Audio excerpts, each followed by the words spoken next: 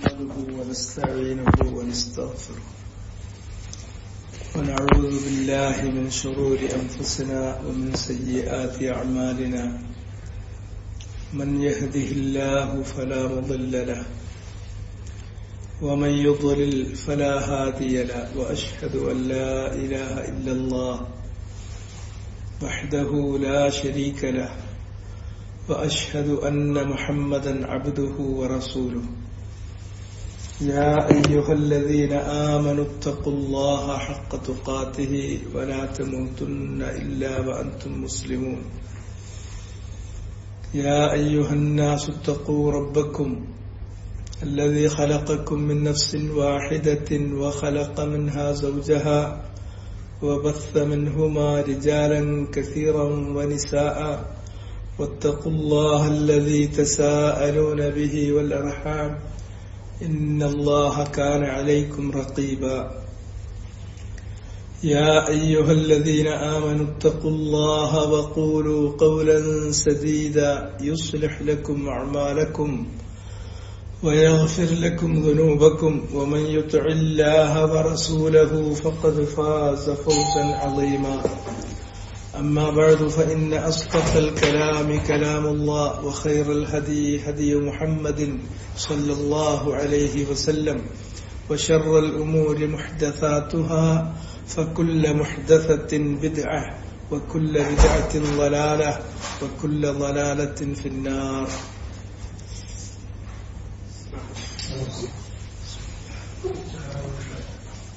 أعوذ بالله. كذبت قبلهم قوم نوح وأصحاب الرس كذبت قبلهم قوم نوح وأصحاب الرس وثمود وعاد وفرعون وإخوان لوط وأصحاب الأيكة وقوم تبع كل كذب الرسل فحق وعيد. അപ്പോ ഇനി 13-ാമത്തെ ആയത്താണ് നമുക്ക് നോക്കാനുള്ളത്. അപ്പൊ അല്ലാഹു സുബ്ഹാനഹു വ തആലയുടെ ആയാത്തുകൾ അത് അൽ-ഉഫുഖിയ്യ പ്രപഞ്ചത്തിൽ അവൻ സ്ഥാപിച്ചു വച്ചിരിക്കുന്ന ദൃഷ്ടാന്തങ്ങളാകട്ടെ, അല്ലെങ്കിൽ അൽ ആയാത്തുൽ മുനസ്സലത്തു അലാ റസൂലിഹി അമ്പിയാക്കന്മാർക്ക് ഇറക്കിക്കൊടുത്തിട്ടുള്ള അവന്റെ വചനങ്ങളാകട്ടെ, അതിൽ വിശ്വസിക്കാത്ത ആളുകൾ അവരെ അള്ളാഹു എന്ത് ചെയ്തു എന്നുള്ള കാര്യം അതിന്റെ ഒരു ഉദാഹരണമാണ് ഇതിന്റെ തൊട്ട് മുമ്പത്തെ ആയത്തുകളിലൊക്കെ പറഞ്ഞത്. ഖൗമു നൂഹ് വസ്വഹാബുർ റസ് വസമൂദ് വആദ് വഫിർഔൻ വഇഖ്വാനു ലൂത്ത്, അങ്ങനെ എണ്ണി പറഞ്ഞു. എന്നിട്ട് പറഞ്ഞു അസ്ഹാബുൽ ഐക്കത്തി വഖൗമു തുബ്ബഅ. അതേപോലെ തന്നെ നബിമാരെ കളവാക്കിയിട്ടുള്ള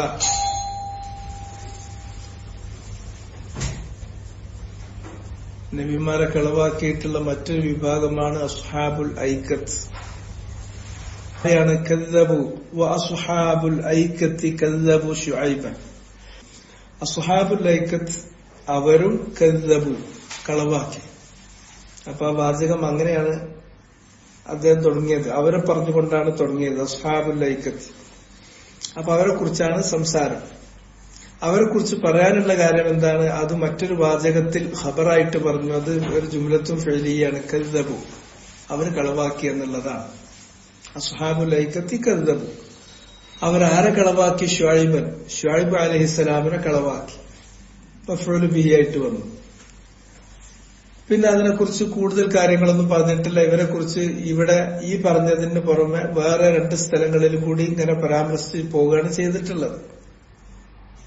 പിന്നെ പറഞ്ഞു ഖൗമു തുബ്ബഅ. ഖൗമു തുബ്ബഅ, ഖൗമു തുബ്ബഇൻ, തുബ്ബഇന്റെ ജനത. തുബ്ബഅ എന്ന് പറയുമ്പോ നമ്മൾ നേരത്തെ പറഞ്ഞു, യമനിൽ ഭരണം നടത്തിയിട്ടുള്ള രാജാക്കന്മാർക്ക് മൊത്തത്തിൽ പറയുന്ന പേരാണ് തുബ്ബഅ. ജംഉഹു തബാബിഅത്തുൻ.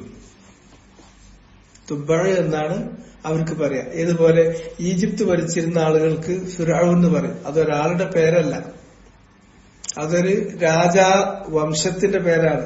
ആ പരമ്പരയിൽ വന്നിട്ടുള്ള എല്ലാ രാജാക്കന്മാർക്കും ഫിറൗൻ എന്ന് പറയും. എന്നമാതിരി ഈ പരമ്പരയിൽ വന്നിട്ടുള്ള ഈ യമനിൽ ഭരിച്ചിട്ടുള്ള ആളുകൾക്ക് മുഴുവനും എന്തെന്ന് പറയും? തുബ്ബഴ എന്ന് പറയും. അതേപോലെ തന്നെയാണ് ഇപ്പൊ നജാഷി എന്ന് പറഞ്ഞിട്ടുണ്ടെങ്കിൽ അത് എത്യോപ്യയിൽ അഥവാ ആഫ്രിക്കയുടെ ഈ കിഴക്ക് ഭാഗത്തുണ്ടായിരുന്ന ആ പ്രദേശങ്ങൾ ഭരിച്ചിരുന്ന ആളുകൾക്ക് മൊത്തത്തിൽ പറയുന്ന പേരാണ്. നജാഷി ഒരാളല്ല. അതുപോലെ തന്നെയാണ് കിസ്റ എന്ന് പറയുന്നത്. കിസ്റ ചക്രവർത്തി എന്ന് പറയുമ്പോൾ നമ്മൾ ഏതെങ്കിലും ഒരൊറ്റൊരു വ്യക്തിയുടെ പേരാണ് പ്രോപ്പർ നെയിമാന്ന് വിചാരിക്കേണ്ട. അത് രാജാക്കന്മാരുടെ ഒരു പരമ്പരയാണ്. അതില് നബി സല്ലല്ലാഹു അലൈഹി വസല്ലമ ജീവിച്ചിരുന്ന കാലത്ത് അവിടെ ഭരിച്ചിരുന്ന ആള്, പിന്നീട് നബി കത്ത് കൊടുത്തു വിട്ടിട്ടുള്ള ആള്, അയാളുടെ പേര് പ്രത്യേകം പറഞ്ഞു കിസ്റ അനൂഷർവാൻ. അങ്ങനെ ഇവർക്ക് വേറെ വേറെ പേരുണ്ടാവും. ഫിറൗനും അങ്ങനെയാണ്. അതേമാതിരി തന്നെ കൈസർ, സീസർ എന്ന് പറഞ്ഞാൽ ഒരു സീസറല്ല, സീസർമാരാണ് എന്നതുപോലെ അറബ് വംശം എന്ന് പറഞ്ഞാൽ അറബ് വംശം രണ്ടാണ് കാര്യമായിട്ട് അവരുണ്ടാവുക. ഒന്ന് അദ്നാൻ, മറ്റൊന്ന് ഖഹ്താൻ. അദ്നാൻ എന്ന് പറയുന്ന വിഭാഗം അത് രണ്ട് അറബികൾ എന്ന് പറയുന്നതിനെ, അവര് അറബികൾ എന്ന് പറഞ്ഞിട്ടുണ്ടെങ്കിൽ ഇസ്മായിൽ നബിയുടെ പരമ്പരയിൽപ്പെട്ട ആളുകളാണ്. ആ പരമ്പര ഇങ്ങനെ താഴേക്ക് വന്നു കഴിഞ്ഞിട്ടുണ്ടെങ്കിൽ അവരെ എത്നിക്കലി രണ്ട് മേജർ ഗ്രൂപ്പായിട്ടാണ് തിരിക്കുക. ഒന്ന് അൽ ഖഹ്താനിയൂൻ, മറ്റൊന്ന് അൽ അദ്നാനിയൂൻ. നബി സല്ലല്ലാഹു അലൈഹി വസല്ലം അതിൽ അദ്നാൻ വംശത്തിലാണ് വന്നത്. അവര് ജസീറത്തുൽ അറബിന്റെ വടക്ക് ഭാഗം അവിടെയാണ് താമസിച്ചത്. ജസീറത്തുൽ അറബ്, അറേബ്യൻ പെനിൻസുല എന്ന് പറയുന്ന ഉപദ്വീപ് എന്ന് പറയുന്ന ഉപഭൂഖണ്ഡം എന്ന് പറയുന്ന അറേബ്യൻ പെനിൻസുലന്റെ സൗത്തേൺ റീജിയനിലാണ് ഖഹ്താനികൾ താമസിക്കുന്നത്. അതുകൊണ്ട് യമനിൽ നിന്നുള്ള ഏതാണ്ടെല്ലാം, പിന്നെ അതിലെ ഏറ്റവും പ്രശസ്തമായിട്ടുള്ള ഗോത്രം, ഖഹ്താൻ വിഭാഗത്തിലെ ഏറ്റവും പ്രശസ്തമായിട്ടുള്ള ഗോത്രം ഹിമ്യറാണ്. പിന്നെ വേറുള്ള ഗോത്രങ്ങളും ഒക്കെ ഉണ്ട്. ഇവര് തമ്മില് അങ്ങനെ രണ്ട് ഗോത്രമാണ് എന്ന് പറയല്ലാണ്ട് അറബികൾക്കിടയിൽ നല്ല ഒരു യോജിപ്പും കാര്യമൊക്കെയാണ്. അല്ലാണ്ട് കാര്യപ്പെട്ട വേറെ പ്രശ്നങ്ങളൊന്നുമില്ല. പക്ഷെ രണ്ട് വിഭാഗമായിട്ട് തന്നെയാണ് പോയിരുന്നത്. നബി സല്ലല്ലാഹു അലൈഹി വസല്ലമയുടെ നിയോഗമനത്തിന് ശേഷം യമനിൽ നിന്ന് ധാരാളം ആളുകൾ റസൂലുള്ളാഹിനെ കാണാൻ വേണ്ടിയിട്ട് വരും. അവര് വന്നിട്ട് അവർ ഇസ്ലാം സ്വീകരിക്കും. യമനിലേക്ക് നബി സല്ലല്ലാഹു അലൈഹി വസല്ലം ദീൻ പഠിപ്പിക്കാൻ വേണ്ടിയിട്ട് ആളുകളെ പ്രത്യേകം വിട്ടിട്ടുണ്ട്. ഈ തുബ്ബഴ്മാരിൽ ഒരു തുബ്ബഴ്മാരിൽ പെട്ടിട്ടുള്ള ഒരു രാജാവ് ഒരിക്കല് എന്ത് ചെയ്തു? ഇവിടെ വന്നു, മക്കത്ത് വന്നു. മക്കത്ത് വരുന്ന സമയത്ത് അയാള് കഅബനെ എല്ലാവരും കൂടി ബഹുമാനിക്കുന്നത് കണ്ടപ്പോ അയാൾക്ക് അത് സഹിച്ചില്ല. അപ്പൊ ആ കഅബ ഉണ്ടല്ലോ, ആ കഅബയെ ഒന്ന് മോശാക്കി കളയാൻ വേണ്ടിയിട്ട് ആ രാജാവിന് തോന്നി. അത് തോന്നിയ സന്ദർഭത്തിൽ അദ്ദേഹത്തിന്റെ കൂടെ ഉണ്ടായിരുന്നത് ഒരു ജൂത പുരോഹിതനാണ്. ആ ജൂത പുരോഹിതൻ പറഞ്ഞു, അരുത്, ആ കഅബ എന്ന് പറയുന്നത് ഗ്രന്ഥങ്ങളിൽ പറയപ്പെട്ടിട്ടുള്ളതാണ്. കാരണം ജൂതൻ ഗ്രന്ഥം വായിച്ച ആളാണ്. അതിന് വലിയ സ്ഥാനമുണ്ട് അള്ളാന്റെ അടുക്കൽ. മാത്രമല്ല, ഇനി വരാനിരിക്കുന്ന നബി ഇതിന്റെ പരിസരത്താണ് വരിക. ആ നബിയുടെ ദഅവത്ത് ഇതിനെ കേന്ദ്രീകരിച്ചാണ് ഉണ്ടാവുക. അപ്പോ കഅബയെ മോശമാക്കുന്നത് ഉപേക്ഷിച്ച് അങ്ങനെ തിരിച്ചുപോയി. ഈ തുബ്ബഴ് നാട്ടിലെത്തിയപ്പോൾ അഥവാ യമനിലെത്തിയപ്പോൾ അദ്ദേഹം ജൂതമതം സ്വീകരിച്ചു. അങ്ങനെയാണ് യഥാർത്ഥത്തിൽ എന്ത് ചെയ്യുന്നത്? യമനിൽ ജൂതന്മാര് പെരുകുന്നത്. യമനിലാണ് ഒരുപാട് ജൂതന്മാരുണ്ടായിരുന്നത്. ഈ അബ്ദുല്ലാഹിബ്നു സബ എന്ന് പറഞ്ഞിട്ടുണ്ടെങ്കിൽ ഇപ്പൊ ഈ ഷിയാക്കൾ എന്ന് പറയുന്ന ആലുബൈത്തിനു വേണ്ടി കക്ഷി പിടിക്കുന്നു എന്ന് പറയുന്ന ഇവരുടെ ഉപ്പാപ്പ ഈ യമനിൽ നിന്നുള്ള അബ്ദുല്ലാഹിബ്നു സബ എന്ന് പറയുന്ന വ്യക്തിയാണ്. അബ്ദുല്ലാഹിബ്നു സബ എന്ന് പറഞ്ഞിട്ടുണ്ടെങ്കിൽ മിൻ യഹൂദി അൽ യമൻ, യമനിലുണ്ടായിരുന്ന ഒരു ജൂതനാണ്. അയാള് നബി സല്ലല്ലാഹു അലൈഹി വസല്ലമയുടെ മരണശേഷം പിന്നെ അയാൾ എന്ത് ചെയ്തു? അയാൾ ഇങ്ങനെ മുസ്ലിമായിട്ട് പ്രത്യക്ഷത്തിൽ ഇങ്ങനെ മുസ്ലിമായിട്ട് ഇങ്ങനെ കാണിച്ചു. ഞാൻ മുസ്ലിമാണ്. എന്നിട്ട് അയാള് അദ്ഹറൽ ഇസ്ലാം, അയാൾക്ക് എന്ത് വേറെ ചില ഫിത്നകളുണ്ട്, ഇത് നശിപ്പിക്കാൻ വേണ്ടിയിട്ട് ഹുബ്ബു ആലിൽ ബൈത്ത്, അഹ്ലു ബൈത്തിനോടുള്ള സ്നേഹം, അത് പറഞ്ഞിട്ട് അയാൾ രംഗത്ത് വന്നത്. അലി ബിൻ അബി ത്വാലിബ് റളിയല്ലാഹു അൻഹു ആള് ചില്ലറക്കാരനല്ലല്ലോ, നബിന്റെ രക്തല്ലേ, ഒരേ കുടുംബല്ലേ, പിതൃവ്യന്റെ പുത്രനാണ്, മകളെ കല്യാണം ചെയ്തു കൊടുത്തതാണ്. പിന്നെ അത്ര സ്ഥിരപ്പെടാത്തൊരു സംഭവം അവർ മാർക്കറ്റ് ചെയ്തു. റസൂലുള്ളാഹി സ്വല്ലല്ലാഹു അലൈഹി വസല്ലം ഹിജ്റക്ക് പോണ നേരത്ത് നബി സല്ലല്ലാഹു അലൈഹി വസല്ലമയുടെ ആ വിരിപ്പിൽ കടത്തിയുറക്കിയത് അലി ഇബ്നു അബി ത്വാലിബിനാണ്. നമ്മളത് അങ്ങനെയാണ് ചരിത്രം കേട്ടത്. ആ ചരിത്രത്തിലൊക്കെ സംശയം ചരിത്രകാരന്മാർ രേഖപ്പെടുത്തിയിട്ടുണ്ട്. അത് അങ്ങനെ തന്നെയല്ല. പിന്നെ അതങ്ങനെ കൊണ്ടുപോയിട്ട് അലി ഇബ്നു അബി ത്വാലിബിനായിരുന്നു നബി സല്ലല്ലാഹു അലൈഹി വസല്ലം എന്ത് ചെയ്തിരുന്നത്, തന്റെ കാലശേഷം ഇതിന്റെ ഇസ്ലാമിന്റെ നേതൃത്വം ഏൽപ്പിച്ചിരുന്നത്. പക്ഷെ അത് അബൂബക്കർ സിദ്ദീഖ് വല്ല അതോടുകൂടി അബൂബക്കർ സിദ്ദീഖിനോട് പിന്നെ ഒരു മോശപ്പെട്ട മനോഭാവമായി. പിന്നെ അബൂബക്കർ സിദ്ദീഖ് മരിച്ചു പോണതിന്റെ മുമ്പ് മൂപ്പര് ഉമർ ഖത്താബിനെ ഏൽപ്പിച്ചാ പോയത് അലി ഇബ്നു അബി ത്വാലിബിന് കിട്ടാതിരിക്കാൻ വേണ്ടി. സാമർത്ഥ്യം നോക്കണം. ഇങ്ങനെയാണ് സംസാരം. ഉമർ ഖത്താബ് റളിയല്ലാഹു അൻഹു വന്നു, അലി ഇബ്നു അബി ത്വാലിബിന് കിട്ടരുത്, മൂപ്പരിങ്ങനെ കൂട്ടിയിട്ട് ഒക്കെപ്പാടാക്കിങ്ങാണ്ട് ഉസ്മാൻ ബിൻ അഫ്ഫാന് കിട്ടാനുള്ള ഏർപ്പാടാക്കി മൂപ്പര മകനും അതിൽ കാസ്റ്റിംഗ് വോട്ടിന് അധികാരം കൊടുത്തിട്ട് ചുമതലപ്പെടുത്തി. ശരിക്കും ആദ്യം കിട്ടേണ്ടത് നബിന്റെ ശേഷം നേരെ വരേണ്ടത് അലിയുൻ വസിയ്യി, അലിനെ ഞാൻ വസിയ്യത്ത് ചെയ്താ പോണെന്നാണ് നബി പറഞ്ഞത്. ആ വസിയ്യത്തോടെ നബി സല്ലല്ലാഹു അലൈഹി വസല്ലമ ഖുംബര് വെച്ചിട്ട് അലിക്ക് വസിയ്യത്ത് കൊടുത്തിട്ടില്ലേ? നബി സല്ലല്ലാഹു അലൈഹി വസല്ലം ഖുംബിൽ വെച്ചിട്ട് അലി ഇബ്നു അബി ത്വാലിബിന് വസിയ്യത്ത് കൊടുത്തിട്ടില്ല. ഖുംബ് എന്ന് പറഞ്ഞിട്ടുണ്ടെങ്കിൽ മക്കന്റെ മദീനത്തിന്റെ ഇടയ്ക്കുള്ള ഒരു വെള്ളസ്ഥലാണ്. ആ വെള്ളസ്ഥലത്ത് ഒരിക്കല് നബി അനുയായികളുമായിട്ട് ഇങ്ങനെ പോകുന്ന സമയത്ത് ആ വെള്ളസ്ഥലത്ത് ഇറങ്ങി അവിടെ വെച്ച് നബി സല്ലല്ലാഹു അലൈഹി വസല്ലം അവർക്ക് ഒരു നല്ല ഉപദേശം കൊടുക്കുന്നുണ്ട്. ആ ഉപദേശത്തിൽ നബി സല്ലല്ലാഹു അലൈഹി വസല്ലം പറയുന്നത്, ഇതാ ഞാൻ മരിച്ചു പോയാൽ ഞാൻ നിങ്ങളിൽ 2 കാര്യം വിട്ടേച്ചു കൊണ്ടുപോകുന്നുണ്ട്. ആ 2 കാര്യം എന്ന് പറഞ്ഞിട്ട് അതിൽ ഒന്നാമത്തെ കാര്യം പറഞ്ഞിട്ടുള്ളത് ഖുർആനാണ്. അത് നിങ്ങൾ മുറുകെ പിടിക്കണം. രണ്ടാമത് പറഞ്ഞിട്ടുള്ള കാര്യം റസൂലുള്ളാഹിന്റെ സുന്നത്താണ്, അത് നിങ്ങൾ മുറുകെ പിടിക്കണം. പിന്നെ നബി സല്ലല്ലാഹു അലൈഹി വസല്ലം അഹ്ലു ബൈത്തി, എന്റെ അഹ്ലു ബൈത്തിന്റെ കാര്യത്തിൽ നിങ്ങൾ എന്നെ സൂക്ഷിക്കണം. അഹ്ലു ബൈത്തിന് അനാദരിക്കാൻ പാടില്ല. അവരെ സ്നേഹിക്കുക എന്നുള്ളത് ദീനിലെ റസൂലുള്ളാഹിനെ സ്നേഹിക്കുന്നതിന്റെ ഭാഗമാണ്. ആ പറഞ്ഞ കാര്യത്തെ ഇങ്ങോട്ട് മറിച്ചിട്ട് പിന്നെ കുറച്ചും കൂടി കഴിഞ്ഞപ്പോ മൂപ്പര് അവിടുന്ന് വിട്ടിട്ട് അലി ഇബ്നു അബി ത്വാലിബിനായിരുന്നു സത്യത്തിൽ നബുവത്തന്നെ വന്നത്. അത് ജിബ്രീലിന്റെ ഒരു ചെറിയ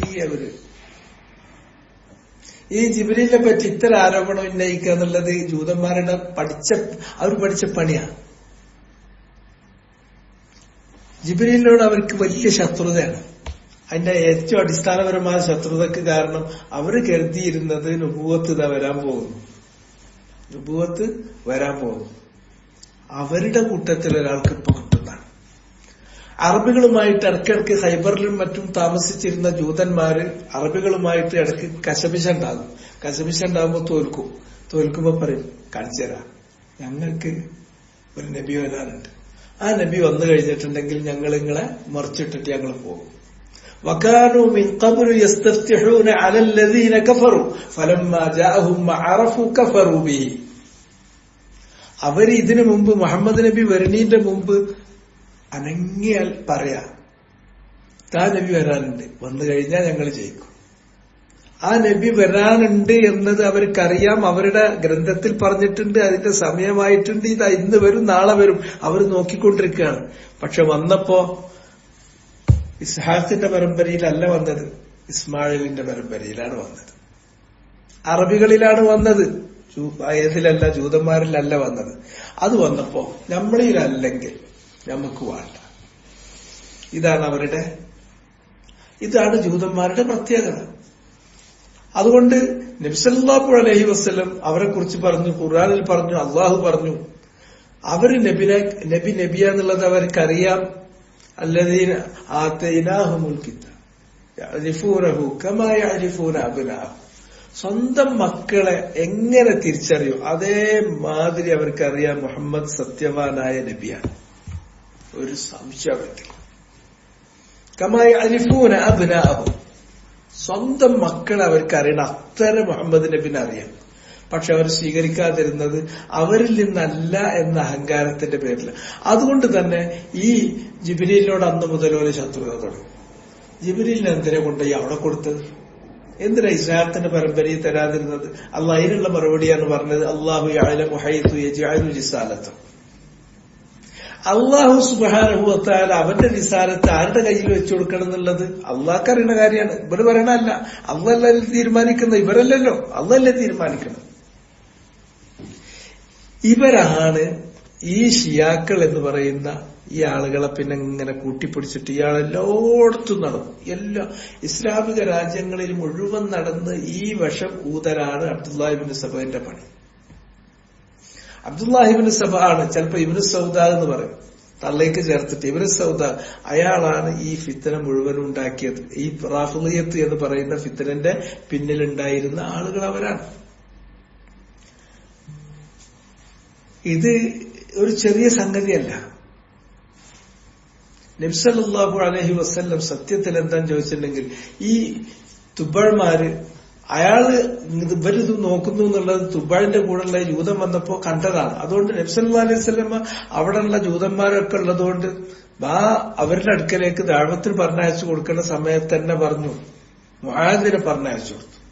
മുആദ് എന്ന് പറഞ്ഞിട്ടുണ്ടെങ്കിൽ, മുആദ് ഇബ്നു ജബൽ എന്ന് പറഞ്ഞിട്ടുണ്ടെങ്കിൽ അത്രയും അധികം പാണ്ഡിത്യമുള്ള ആളാണ്. അയാള് യമനിലേക്ക് അയക്കുമ്പോ ഇന്നക തഅതി ഖൗമൻ അഹ്ല കിതാബ്, നീ പോകുന്നത് യമനിലേക്കാണ്. യമനിലുള്ളത് അഹ്ല കിതാബാണ്. അതുകൊണ്ട് അവര് ദഅവത്ത് നടത്തേണ്ടത് നീ എന്ത് ചെയ്ത ഉൽപ്പത്തി മുതൽ മാലാക്കി വരെയുള്ള 144 ഏടും പഠിച്ചിട്ട് വേണം പോകാൻ. അത് എവിടുന്നെങ്കിലും കിട്ടുമോ നോക്ക്. അന്ന് നബി പറഞ്ഞില്ല. നബി പറഞ്ഞു,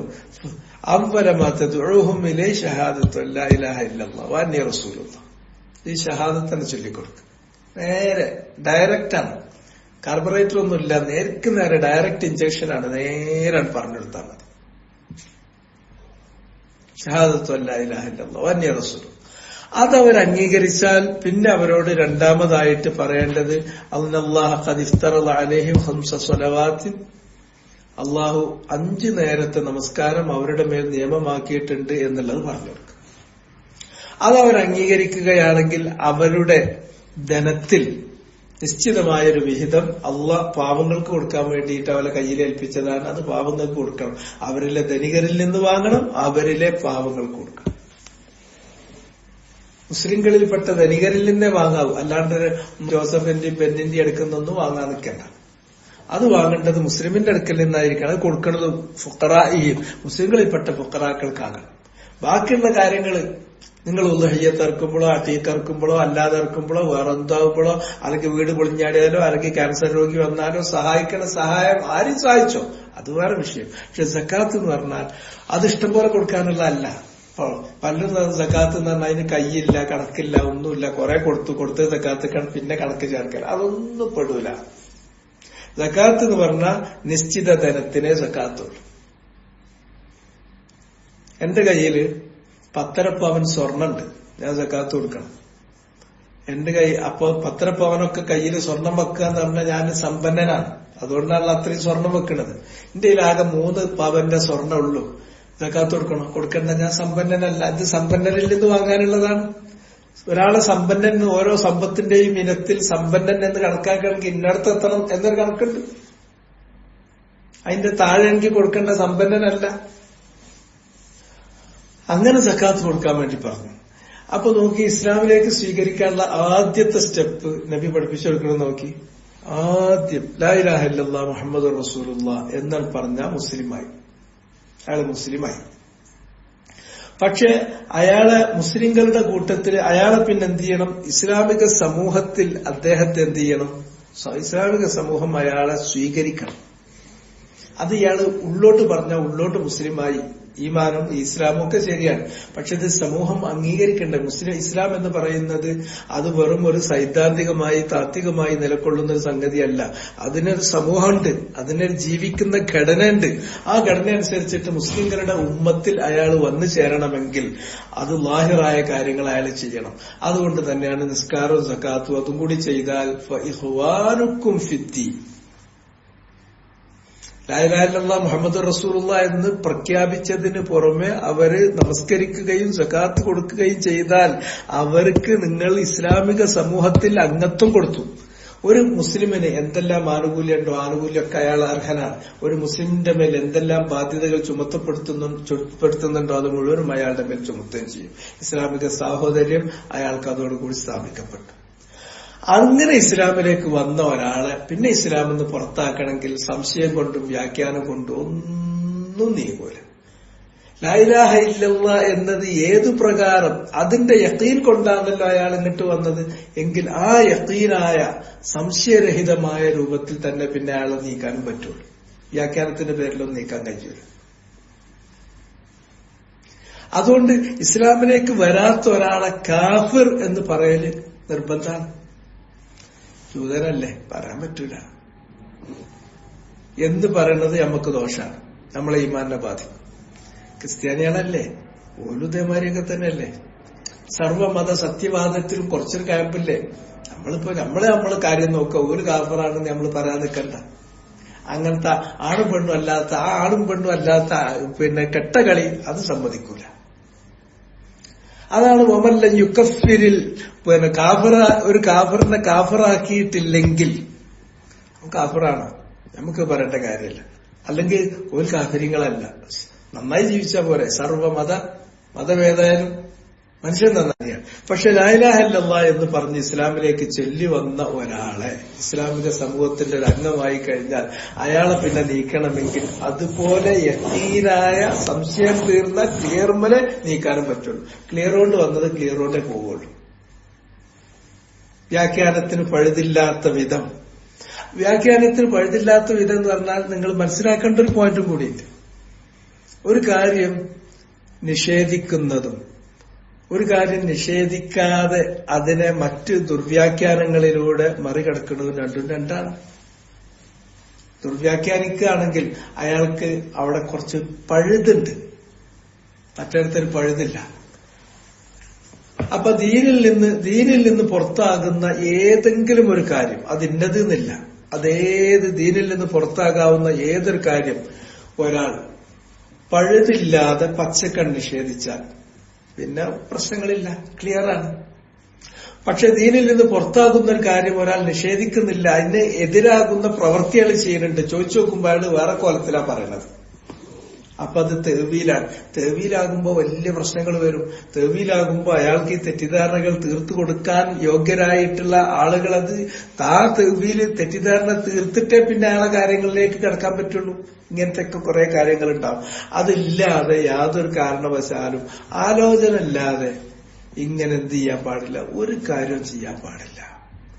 ഏതായാലും ഈ തുബ്ബാഴിന്റെ കാര്യം, അയാളാണ് ഈ നബിന്റെ തൊട്ടു മുമ്പ് നബിന്റെ കാലത്ത് ഭരിച്ചിരുന്ന ഒരു തുബ്ബാണ്, യഥാർത്ഥത്തിൽ തൊട്ടു മുമ്പ് വന്നിരുന്ന ഒരു തുബ്ബാണ് ഇതായത്. അവിടുത്തെ അതിനുശേഷം വന്ന വേറൊരു തുബ്ബാ അബ്രഹത്ത് എന്ന് പറയുന്ന രാജാവാണ് കഅബ പൊളിക്കാൻ വേണ്ടി വന്നത്. ഈ കഅബ പൊളിക്കാൻ വേണ്ടി വന്നതെന്ന് പറഞ്ഞാൽ അവിടെ വേറൊരു കാര്യമുണ്ട്. നബി സല്ലല്ലാഹു അലൈഹി വസല്ലം പറഞ്ഞൊരു കാര്യം നമ്മൾക്ക് ഏറ്റവും നല്ല ചരിത്രത്തിലെ വലിയൊരു ഗുണപാഠം എന്താണെന്ന്. മറ്റേ സംഭവം നടക്കുമ്പോ നബി ചോദിച്ചില്ലേ, അവിടെ ഭയങ്കര ബഹളം കേൾക്കുന്നുണ്ട്, എന്താണ് അവിടെ നടക്കുന്നത് എന്ന് ഒരാൾ പോയിട്ട് വിവരം ശേഖരിച്ചു വരണം. ഒരാൾ അതിന് തയ്യാറായിട്ടുണ്ടെങ്കിൽ അയാൾ യജഅലുഹുല്ലാഹു മഅിയ യൗമൽ ഖിയാമ, ഖിയാമത്ത് നാളിൽ എന്റെ കൂടെ ആയിരിക്കും സ്വർഗത്തിൽ. പക്ഷെ അത്രയും കൂരാക്കൂരിട്ട് തണുപ്പിൽ തണുപ്പ്, മഴയുണ്ട്, കാറ്റടിച്ചുകൊണ്ടിരിക്കുന്നുണ്ട്. അപ്പുറത്താണെങ്കിൽ എല്ലാ സഖ്യസൈന്യവും ഒന്നിച്ചു വന്ന് നിൽക്കുന്ന, തമ്പടിച്ച് നിൽക്കുകയാണ് മദീനനെ വിഴുങ്ങാൻ വേണ്ടിയിട്ട്. അവർ കിടങ്ങ് കുഴിച്ചിട്ട് എന്നിട്ട് ചാടാൻ പറ്റാത്തത് കൊണ്ട് മാത്രം ചാടാതെ ഇങ്ങനെ നിൽക്കുകയാണ്. ആ സ്ഥലത്ത് പോയിട്ട് വിവരം ശേഖരിച്ചു വരിക എന്നുള്ളത് എളുപ്പമല്ല. പിൽക്കാലത്ത് ഹുദൈഫ റളിയല്ലാഹു അൻഹുവിനോട് ഒരാൾ പറയാണ്, ഞാൻ റസൂലുള്ളാഹിന്റെ കാലത്ത് ജീവിച്ചിരുന്നുവെങ്കിൽ, അയാളെ നബിനെ കണ്ട ആളല്ല, അയാള് താബിഈങ്ങളിൽ പെട്ട ആളാ, ഞാൻ യുദ്ധം ചെയ്യുമായിരുന്നു. ഫഅബ്ലൈത്, ഞാൻ ത്യാഗപൂർവമായിട്ട് എന്ത് പരീക്ഷണങ്ങളും നേരിടാൻ ഒരുക്കാക്കുമായിരുന്നു. അവതഫഅലുദാലിക്, അപ്പൊ ഹുദൈഫ ചോദിച്ചു, അതിനൊക്കെയുള്ള ധൈര്യം ഉണ്ടോ മോനെ? എന്നാലേ ഞങ്ങള് റസൂലുള്ളാഹിന്റെ കൂടെ അങ്ങനെ ജീവിച്ചത്, അവിടെ നടന്ന സംഭവം ഞാൻ പറഞ്ഞുതരാം. ഈ പറയണ എളുപ്പല്ല. പല ആൾക്കാരും നബിന്റെ കാലത്ത് നബിന്റെ ഒപ്പം ഉണ്ടായിരുന്നെങ്കിൽ എന്ന് ആലോചിക്കും. നബിന്റെ ഒപ്പം ഉണ്ടാകുകയെങ്കിൽ അതിന്റെ ഒപ്പം നിൽക്കാനുള്ള കരുത്തും കൂടി നമുക്ക് അള്ളാഹ് തരണ്ടേ? അത് ചെറുതല്ല. നബി ഞങ്ങളോട് പറഞ്ഞു, ഖന്തക്കിന്റെ സന്ദർഭത്തിൽ അഥവാ അഹ്സാബ് യുദ്ധത്തിന്റെ സന്ദർഭത്തിൽ രാത്രിയിൽ 3 തവണ വിളിച്ചു. ഒരാൾ അവിടെ പോയിട്ട് വിവരം കൊണ്ടു, യജാലുഹുല്ലാഹു മഅയ യൗമൽ ഖിയാമ, ഖിയാമത്ത് നാളിൽ എന്റെ കൂടെ ആയിരിക്കും, സ്വർഗത്തിലായിരിക്കും അയാളുടെ സ്ഥാനം. 3 തവണയായിട്ടും ഒരാളെ പൊങ്ങിയില്ല. അത്രയും ഭീഷണമാണ് അവിടുത്തെ അന്തരീക്ഷം, അത്രയും സ്തോഭജനകമാണ് അവിടുത്തെ അതുകൊണ്ട് അവസാനം പറഞ്ഞു, ഖും യാ ഹുദൈഫത്ത്, ഹുദൈഫന്റെ പേര് വിളിച്ചു. പിന്നെ എനിക്ക് എണീക്കല്ലാണ്ട് രക്ഷയില്ലല്ലോ. അങ്ങനെയാണ് ഹുദൈഫ റളിയല്ലാഹു അൻഹുവിന് പോണത്. പോകാൻ ഒരുങ്ങുമ്പോ നബി സല്ലല്ലാഹു അലൈഹി വസല്ലം പറഞ്ഞൊരു വാക്കുണ്ട്, ലാ തദ്അർഹും അലൈ, അതിങ്ങനെ എഴുതി വെക്കണം. അത് എഴുതി വെക്കേണ്ട വാദം. നീ അവിടെ പോയിട്ട് വിവരം ശേഖരിച്ചു പോന്നാ മതി. അവരെ പേടിപ്പിക്കുകയോ പ്രകോപിപ്പിക്കുകയോ ചെയ്തിട്ട് എനിക്കെതിരിൽ തിരിച്ചുവിടരുത്. ഹുദൈഫ റളിയല്ലാഹു അൻഹു പിന്നെ പോണ പോക്ക് ഒരു ബാത്റൂമിൽ കയറി വാതിലടച്ച മാതിരി ഒരവസ്ഥയിലാണ്, ഒരു കൂട്ടിലാണ് മൂപ്പര് പോണെന്നാ പറയുന്നത്. ഒരു ചൂട്, പെരും തണുപ്പുള്ളതല്ലേ, ആ തണുപ്പൊന്നും മൂപ്പര് അറിയണേയല്ല. വേറെ ഒരു ചൂടിന്റെ അന്തരീക്ഷത്തിൽ മൂപ്പര് പോവുകയാണ്. പോയി അവര് ശത്രുപാളയത്തിന്റെ വക്കത്തെത്തി. എക്കത്തെത്തുമ്പോ കാണുന്നത് എന്താന്ന് ചോദിച്ചിട്ടുണ്ടെങ്കിൽ അബൂ സുഫിയാനെ നല്ല തണുപ്പുകൊണ്ട് കുറച്ച് തീ കത്തിച്ചിട്ട് പുറങ്ങനെ ചൂടാക്കണ. അപ്പൊ മൂപ്പരിങ്ങനെ അമ്പും വില്ലും ഇട്ടെടുത്തിട്ട് അത് വില്ലിന്റെ നടുക്കൽ അമ്പിങ്ങനെ വെച്ചിട്ട് അത് വിട്ട നേരെ ഇങ്ങനെ ഒരു ഗുരുവിനെ വേറെ കിട്ടൂല. അത്ര 0.0 വെച്ചിട്ട് കൊടുക്കാം. പക്ഷെ ഇതിന് വെച്ചപ്പോഴാത്തത് അർഹും അലൈ പോയിട്ട് വിവരം ശേഖരിച്ചു വന്നാ മതി. അവരെ പേടിപ്പിക്കാനോ ഇളക്കി വിടാനോ നിൽക്കണ്ട, പ്രകോപിപ്പിക്കാൻ നിൽക്കണ്ട, പ്രകോപിപ്പിക്കാൻ നിൽക്കണ്ട, പ്രകോപിപ്പിക്കാൻ നിൽക്കണ്ട. ലാത്തർഹും അലൈ, ആ ഹദീസിലുള്ള ലഫ്ളാണത്. മടക്കി അമ്പെടുത്തിട്ട് അവതാഴിയിലിട്ട് വില്ലിങ്ങനെ വെച്ചു. എല്ലാം നോക്കി വിവരങ്ങളൊക്കെ നോക്കി മൂപ്പര് അതേമാതിരി തിരിച്ചു വന്നു. തിരിച്ചു വന്ന് നബിന്റെ അടുക്കൽ എത്തിനോടുകൂടി ആ ചൂടാൻ മോയി കിട്ടി.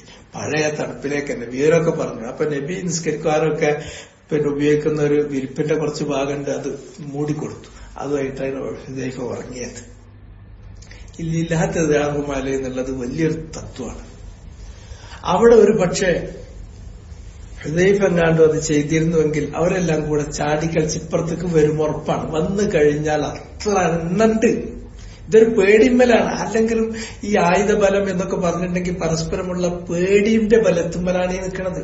ആ പേടി നീങ്ങിയാൽ എന്തൊക്കെ സംഭവിക്കുക എന്ന് പറയാൻ പറ്റൂല. ഇത് ഈ ലാ തദ്അർഹും അലൈ എന്ന് പറഞ്ഞ ഇത് സഹാബത്ത്പ്പെട്ട ആൾക്കാരത് പാലിച്ചതുകൊണ്ട് ആപത്തുണ്ടായില്ല. മറിച്ച് അബ്രഹത്ത് കഅബം പൊളിച്ചത് എന്തുകൊണ്ടാണെന്നറിയാം. അബ്രഹത്ത് കഅബം പൊളിക്കാനുണ്ടായ കാരണം പിന്നെ അവര് ചെയ്തൊരു സംഗതി, അവിടെ കൊണ്ടുപോയിട്ട് ഈ തുബ്ബാഴ്മാരിൽപ്പെട്ട ഒരു തുബ്ബാഴ് യമനിൽ എന്ത് ചെയ്തു, എന്നാ ശരി അവിടെ കഅബള്ളമാര് നമ്മളൊരു കഅബണ്ടാക്കുക. കഅബണ്ടാക്കല് ഇന്നൊന്നല്ല തുടങ്ങിയൊന്നും അല്ല. ഷിയാക്കൾ കോലമൊക്കെ കഅബണ്ടാവും, നജിഫിൽ വേറെ കഅബണ്ടാവും. കഅബന്റെ മാതിരി തന്നെ ഉണ്ടാക്കി കറുത്തതൊക്കെ പൊതിഞ്ഞിങ്ങനെ വെച്ചിട്ട് അതേമാതിരി ക്യൂബ് മാതിരി ഉണ്ടാക്കിയിട്ടുണ്ടാവും. എന്നാലും ഒരു തുബ്ബാഴ കൊണ്ടുപോയിട്ട് അവിടെ ഒരു കഅബണ്ടാക്കി. യമനിലുള്ള ആൾക്കാരും അങ്ങോട്ട് മക്കത്ത് കൊണ്ടപ്പെടുക്കുവാൻ തോളിയുക. അങ്ങനെ അറബികളിൽ പെട്ടിട്ടുള്ള ആരോ കുറച്ച് ആൾക്കാർ അവിടെ ചെല്ലുന്ന സമയത്ത് അവർക്ക് ഈ കഅബ കണ്ടപ്പോ അവരെന്ത് ചെയ്തു, അവർക്ക് അതിനോടുള്ള ശരിക്കുള്ള അള്ളാന്റെ ബൈത്ത് എന്ന് പറഞ്ഞു കഴിഞ്ഞാൽ അതിന് പകരം ഉണ്ടാക്കിയതാണല്ലോ. ഭയങ്കരമായപ്പോ അതിന്റെ ഉള്ളിൽ കയറിയിട്ട് മലമൂത്ര വിസർജനം ചെയ്തു. അതിൽ കുറെ മാലിന്യം കൊണ്ടുപോയി വലിച്ചിട്ടു. ഇത് പിന്നെ അവര് കണ്ടപ്പോ എന്നാ ശരി ഞങ്ങൾ കാണിച്ചു തരാന്ന് പറഞ്ഞിട്ടാണ് അറബികൾക്ക് പരിചയമില്ലാത്ത ഒരു പടയുമായിട്ട് വന്നത്, അഥവാ ആനയായിട്ട് വന്നത്. ആ ആനക്കലഹത്തിന് ആനയായിട്ട് വന്ന ആ വർഷമാണ് നബി സല്ലല്ലാഹു അലൈഹി വസല്ലമയുടെ ജനനം ഉണ്ടാകുന്നത്. ആനയായിട്ട് വന്നിട്ട് അങ്ങനെ വന്നിട്ട് വാദി മുഹസ്സിറിന്റെ അവിടെ വരെ എത്തി. വാദി മുഹസ്സിർ എന്ന് പറഞ്ഞിട്ടുണ്ടെങ്കിൽ അറഫയുടെയും മുസ്ദലിഫയുടെയും ഇടക്കുള്ള സ്ഥലമാണ്. അറഫന്റെയും മുസ്ദലിഫന്റെയും ഇടക്കുള്ള സ്ഥലമാണ്. നമ്മൾ അറഫയിൽ നിന്ന് ഇറങ്ങി മുസ്ദലിഫയിലല്ലേ താമസിക്കര മബീത്ത്. ആ ഇടക്കുള്ള ആ ചെറിയ സ്ഥലത്തിനാണ് വാദി മുഹസ്സിർ എന്ന് പറയാം. അവിടെ വരെ എത്തി. അവിടേക്ക് എത്തുന്നതിന്റെ തൊട്ട് മുമ്പ് ഇവര് വന്ന് പിന്നെ ഈ അബ്രഹത്ത് എന്ന് പറയുന്ന രാജാവിനോട് സംസാരിക്കാൻ വേണ്ടി വന്ന കൂട്ടത്തില് പിന്നെ അബ്ദുൽ മുത്തലിബ് ഉണ്ട്. അബ്ദുൽ മുത്തലിബ് വന്നപ്പോ അയാള് പറയണത് കുറച്ച് ഒട്ടകത്തെ ബലാരോ പിടിച്ചുകൊണ്ടേയിട്ടുണ്ട്. അപ്പൊ ഇയാള് ചോദിച്ചു, നിങ്ങൾ എന്താ ആളാണ്? ഞാൻ ഈ കാഴ്ച പൊളിക്കാൻ വന്നപ്പോ നിങ്ങളല്ലേ ഈ കാഴ്ചന്റെ ആള്, നിങ്ങളെന്താണ് അതിന്റെ കാര്യം പറയാൻ ഒട്ടക കാര്യം പറയണ്ടേന്ന് ചോദിച്ചു. അപ്പോഴാണ് ആ പ്രസിദ്ധമായ വാക്ക് പറഞ്ഞത്. എനിക്ക് ബേജാറൊന്നുമില്ല. അപ്പൊ അബ്ദുൽ മുത്തലിബ് എന്ത് ചെയ്തിട്ടുണ്ട്, എല്ലാരോടും ഖുറൈശികളോട് കംപ്ലീറ്റ് പറഞ്ഞിട്ടുണ്ട്, നിങ്ങൾ മലമുകളിലേക്ക് കയറിപ്പോയിക്കോളി, ആരും ഇവിടെ നിൽക്കണ്ട. കാരണം ഒരു വന്നുകാണ്ട് ഇവിടെ കുട്ടിച്ചോറാക്കുന്ന സമയത്ത് നിങ്ങളെ ഉപദ്രവിക്കാൻ ഇടവരുത്തണ്ട. മക്കത്തുള്ള മലന്റെ മുകളിലേക്ക് കയറിയിട്ടുണ്ടെങ്കിൽ ആർക്കും ആരെ പിടിക്കാൻ കിട്ടൂല. കാരണം അങ്ങനെയാണ് അവിടെ മലകളും അവിടെ കുന്നുകളും വന്ന സംവിധാനിച്ചത്. ആരെവിടെയല്ലെന്ന് നമ്മൾ തെരഞ്ഞാൽ കിട്ടൂല. അത് മക്കാർക്ക് മാത്രമേ ആ ഷിയാബുകൾ തിരിയന്നെ ഉള്ളൂ. അങ്ങനത്തെ ഒരു ഓരോടൊക്കെ അങ്ങോട്ട് കയറി പോകാൻ വേണ്ടി പറഞ്ഞു. ആ കൂട്ടത്തില് അബ്ദുൽ മുത്തലിബ് വളരെ ഗാംഭീര്യമുള്ള ഒരാള് ചെന്നിട്ട് അബ്രഹത്തിനോട് സംസാരിക്കണ ഒട്ടകത്തിന്റെ കാര്യം. ഇഞ്ച 8-10 ഒട്ടകത്തെ കാണാനല്ല നിങ്ങൾ ആൾക്കാർ പിടിച്ചിട്ടുണ്ട്, അത് വിട്ടേക്ക്. നിങ്ങൾക്കൊരു 8-10 ഒട്ടകത്തിന്റെ കാര്യം കാഴ്ച പൊളിക്കാനാണ് ഞാൻ വന്നത്, അത് സംസാരിക്കും. ഒട്ടകത്തിന്റെ റബ്ബ് ഞാനാണ്, അത് ഞാൻ നോക്കാം. അത് ഞാൻ ചോദിച്ചോ, കാബല്ലേ വലിയ കാബത്തി റബ്ബ് യഹ്ലിയ ചെന്ന് നോക്കപ്പ കാണാം, അതിന് വേറെ റബ്ബുണ്ടോ ചെയ്തോ. അവിടുന്ന് നീങ്ങി കുറച്ചും കിട്ടുന്ന വരുമ്പോ വാദി മുഹസ്സിറിന്റെ എത്തുമ്പോഴാണ് അബാബീൽ എന്ന് പറയുന്ന അത്ര പോലെ ചെറിയ കുരുവികളെ പോലത്തെ സാധനങ്ങളാണ്. അത് ഈ കല്ലുമായിട്ട് വന്നിട്ട് ഈ ആനനടക്കം ആണ് നശിപ്പിച്ചത്. ഈ കഅബ പൊളിക്കുക എന്നുള്ള സംഭവം ഉണ്ടായത് ഈ പ്രകോപിപ്പിക്കലുണ്ടാണ്.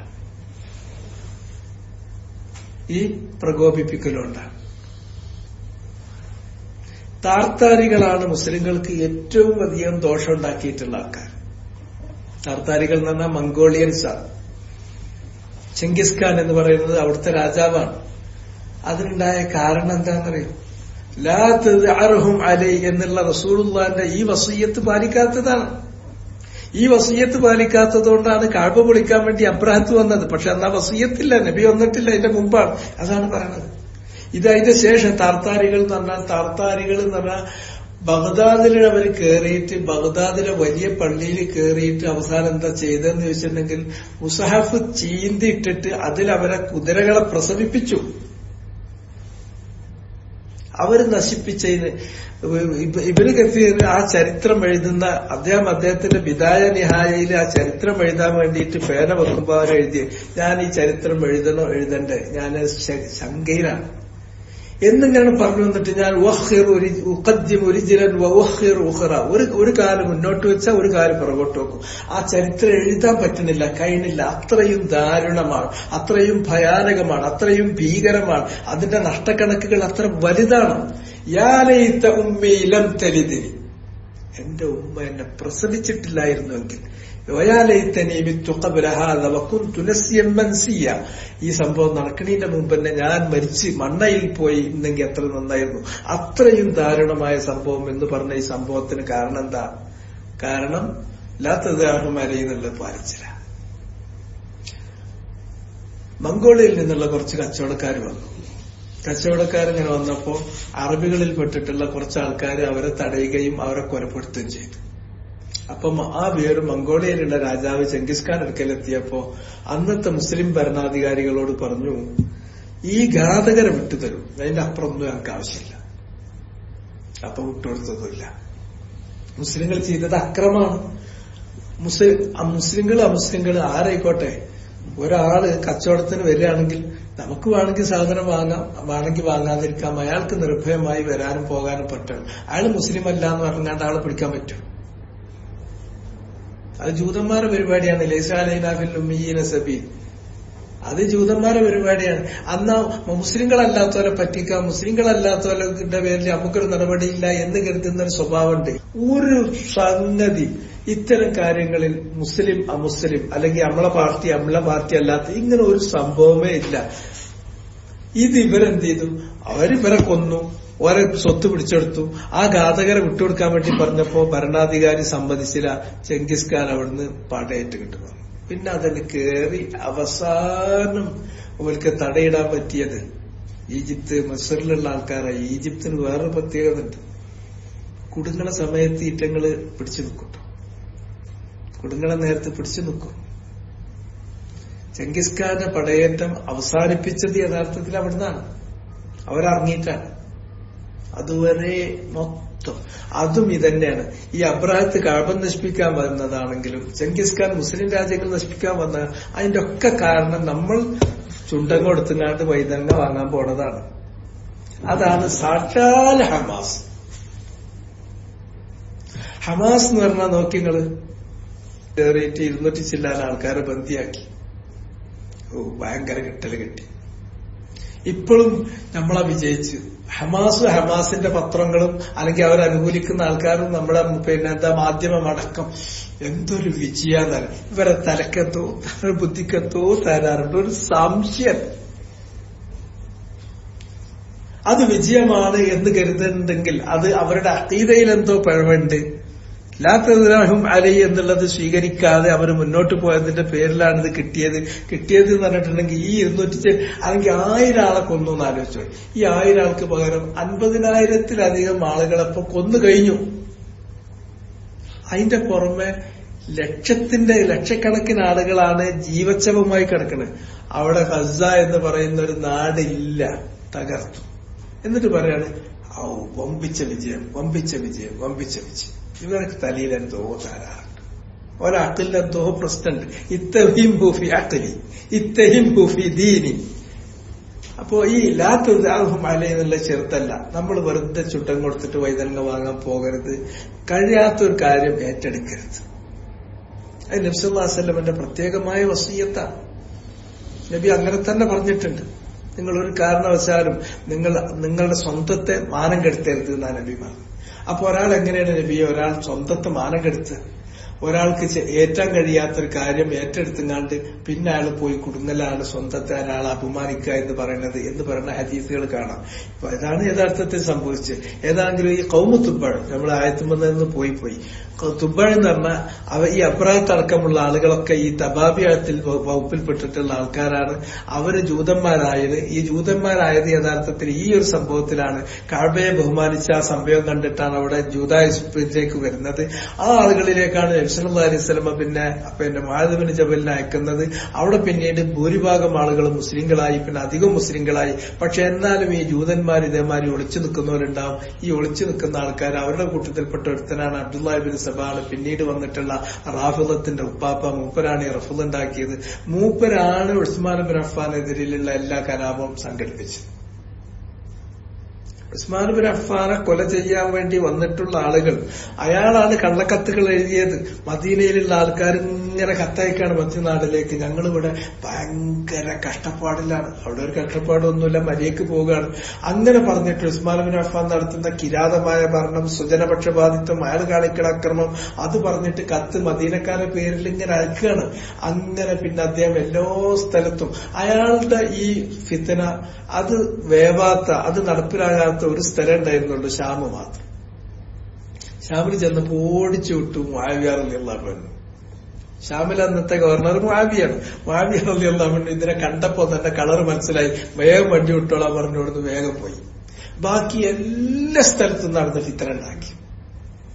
അത് അങ്ങനത്തെ ഒരു ചരിത്രം. ഏതാണെങ്കിലും യമൻ എന്ന് പറഞ്ഞാൽ അത്ര സിമ്പിൾ അല്ല. അറബ് അൽ ഉറബ എന്നാണ് അവരെ കുറിച്ച് പറയാം. അറബികളുടെ ഏറ്റവും പാരമ്പര്യമുള്ള, ഏറ്റവും പഴക്കമുള്ള കൈവഴിയാണ് അവര്. ആ തുബ്ബ എന്ന് പറഞ്ഞാൽ ഖൗമു തുബ്ബ എന്ന് പറഞ്ഞാൽ തുബ്ബ എന്ന് പറഞ്ഞാൽ കുല്ലു മലക്കിൻ. തുബ്ബിനുള്ള നിർവചനം കൊടുക്കും. എല്ലാ കുല്ലു മലിക്കിൻ, ലാമന് കസ്റ് എടുത്തിട്ട് വായിക്കുക, എല്ലാ ഓരോ രാജാവിനെയും പറയുന്ന പേരാണത്. തുബ്ബ എന്ന് പറഞ്ഞാൽ കുല്ലു മലിക്കിൻ. അപ്പൊ മുബ്തദ കുല്ലു മലിക്കിൻ, എല്ലാ ഓരോ രാജാവും. മലക്കൽ യമൻ, യമൻ ഭരിച്ചിട്ടുള്ള. കുല്ലു മലിക്കിൻ മലക്കൽ യമൻ. ഫി സമാനി സാബിഖ് ഖബല ഇസ്ലാം, കഴിഞ്ഞുപോയ കാലത്ത്. കഴിഞ്ഞുപോയ കാലം കൊണ്ട് ഉദ്ദേശിക്കുന്നത് ഖബല ഇസ്ലാം, ഇസ്ലാമിന്റെ ആവിർഭാവത്തിന് മുമ്പ് യമനിൽ ഭരിച്ചിട്ടുള്ള കഴിഞ്ഞു പോയിട്ടുള്ള രാജാക്കന്മാർക്കാണ് പറയാം. ഫഖൗമു തുബ്ബ, അങ്ങനെയുള്ള ഒരു തുബ്ബിന്റെ ഖൗമ് കദ്ദബുർ റസൂൽ, റസൂൽ അവരിലേക്ക് നിയോഗിക്കപ്പെട്ടിട്ടുള്ള ഒരു നബിയെ കളവാക്കി. അല്ലദീ അർസലഹു അല്ലാഹു ഇലൈഹിം, അള്ളാഹു അദ്ദേഹത്തെ അവരിലേക്ക് നിയോഗിച്ചു. അവരിലേക്ക് അള്ളാഹു നിയോഗിച്ചിട്ടുള്ള ഒരു റസൂലിനെ അവർ കളവാക്കി. വലം യുഖ്ബിർനല്ലാഹ്, അള്ളാഹു നമുക്ക് പറഞ്ഞു തന്നിട്ടില്ല. ലം യുഖ്ബിർ, ഇഖ്ബാർ ചെയ്തിട്ടില്ല. നമുക്ക് ആര്? അള്ളാഹ്. മൻ ഹുവ ദാലിക റസൂൽ, ആ തുബ്ബിന്റെ ജനതയിലേക്ക് അള്ളാഹു നിയോഗിച്ചയച്ചിട്ടുള്ള നബി ആരാണ് എന്ന കാര്യം നമ്മളോട് ഇവിടെ പറഞ്ഞു തന്നിട്ടില്ല. വഅയ്യു തുബ്ബഇൻ മിനത് തബാബിയ, അതുപോലെ തന്നെ തുബ്ബിന്റെ ജനത കളവാക്കി എന്ന് പറഞ്ഞിട്ടുള്ള ആ തുബ്ബഇ, അയാൾ ആരാണ്? അയ്യു തുബ്ബഇ മിനത് തബാബിയ, തുബ്ബിമാരിൽ നിന്നും ഏത് തുബ്ബആയിരുന്നു അത് എന്നും അദ്ദേഹത്തിന്റെ ജനത കളവാക്കിയ ആ നബി, അവരിലേക്ക് വന്ന നബി ആരാണ് എന്നും ഈ രണ്ടു പേരും നമ്മളോട് പറഞ്ഞു തന്നിട്ടില്ല. വല്ലാഹു അഅലം ലിഅന്നഹു, കാരണം എന്താ പറഞ്ഞു തരാതിരിക്കാൻ കാരണം? വല്ലാഹു അഅലം, അല്ലാഹുവിനറിയാം. കാന മശ്ഹൂറൻ ഇൻദൽ അറബ്, ആ തുബ്ബൾ, ആ രാജാവ് തബാബിയത്തിൽപ്പെട്ടിട്ടുള്ള ആ തുബ്ബൾ ആരാണ് എന്നത് പറയേണ്ടതില്ല. അത് മശ്ഹൂറൻ ഇൻദൽ അറബ്, അറബികളുടെ അടുക്കൽ പ്രസിദ്ധമായിരുന്നു. ലികൗനിഹിം മിനൽ അറബിൽ ഉറബ, അവര്, കാരണം തുബ്ബൾമാരെന്ന് പറഞ്ഞിട്ടുണ്ടെങ്കിൽ അവര് യമനിലുള്ളവരാണ്, അവർ അറബ് വംശജരാണ്. അറബ് വംശത്തിൽ തന്നെ ഏറ്റവും പാരമ്പര്യമുള്ള കഴുത്താൻ അറബികളാണ്. അപ്പൊ അറബികൾക്ക് അത് അറിയാമെന്നത് കൊണ്ടായിരിക്കാം നമുക്കത് പറഞ്ഞു തരാതിരുന്നത്. ആ തുബ്ബൾമാരുടെ ചരിത്രം അതിങ്ങനെ വായ്ത്താരയിൽ അതിങ്ങനെ ആവർത്തിക്കപ്പെടുന്ന ഒരു കാര്യമാണ്. ആ ആവർത്തിക്കപ്പെടുന്ന വായ്ത്താരയിൽ ആവർത്തിക്കപ്പെടുന്ന അതൊരു ചരിത്രമായി ഇങ്ങനെ ഉമ്മാമ കഥ പോലെ പറഞ്ഞു വരുന്നതാണ്. അതാണ് ഇപ്പോ അലാഹാമിഷ് സീറ പോലുള്ള ഗ്രന്ഥങ്ങളിൽ, പുസ്തകങ്ങളിലൊക്കെ ഈ ത്വാഹ ഹുസൈൻ പോലുള്ള ആൾക്കാരൊക്കെ ഭാവുകത്വം ചേർത്തിട്ട് കലർത്തി എഴുതിയിട്ടുണ്ടാക്കിയിട്ടുള്ള കാര്യം അതൊക്കെയാണ്. അതിൽ ചില കഥകളൊക്കെ പറയുന്നുണ്ട്. പക്ഷെ നമുക്കൊരു ഓതന്റിക്കാന്ന് പറയാൻ പറ്റൂല. എന്ന്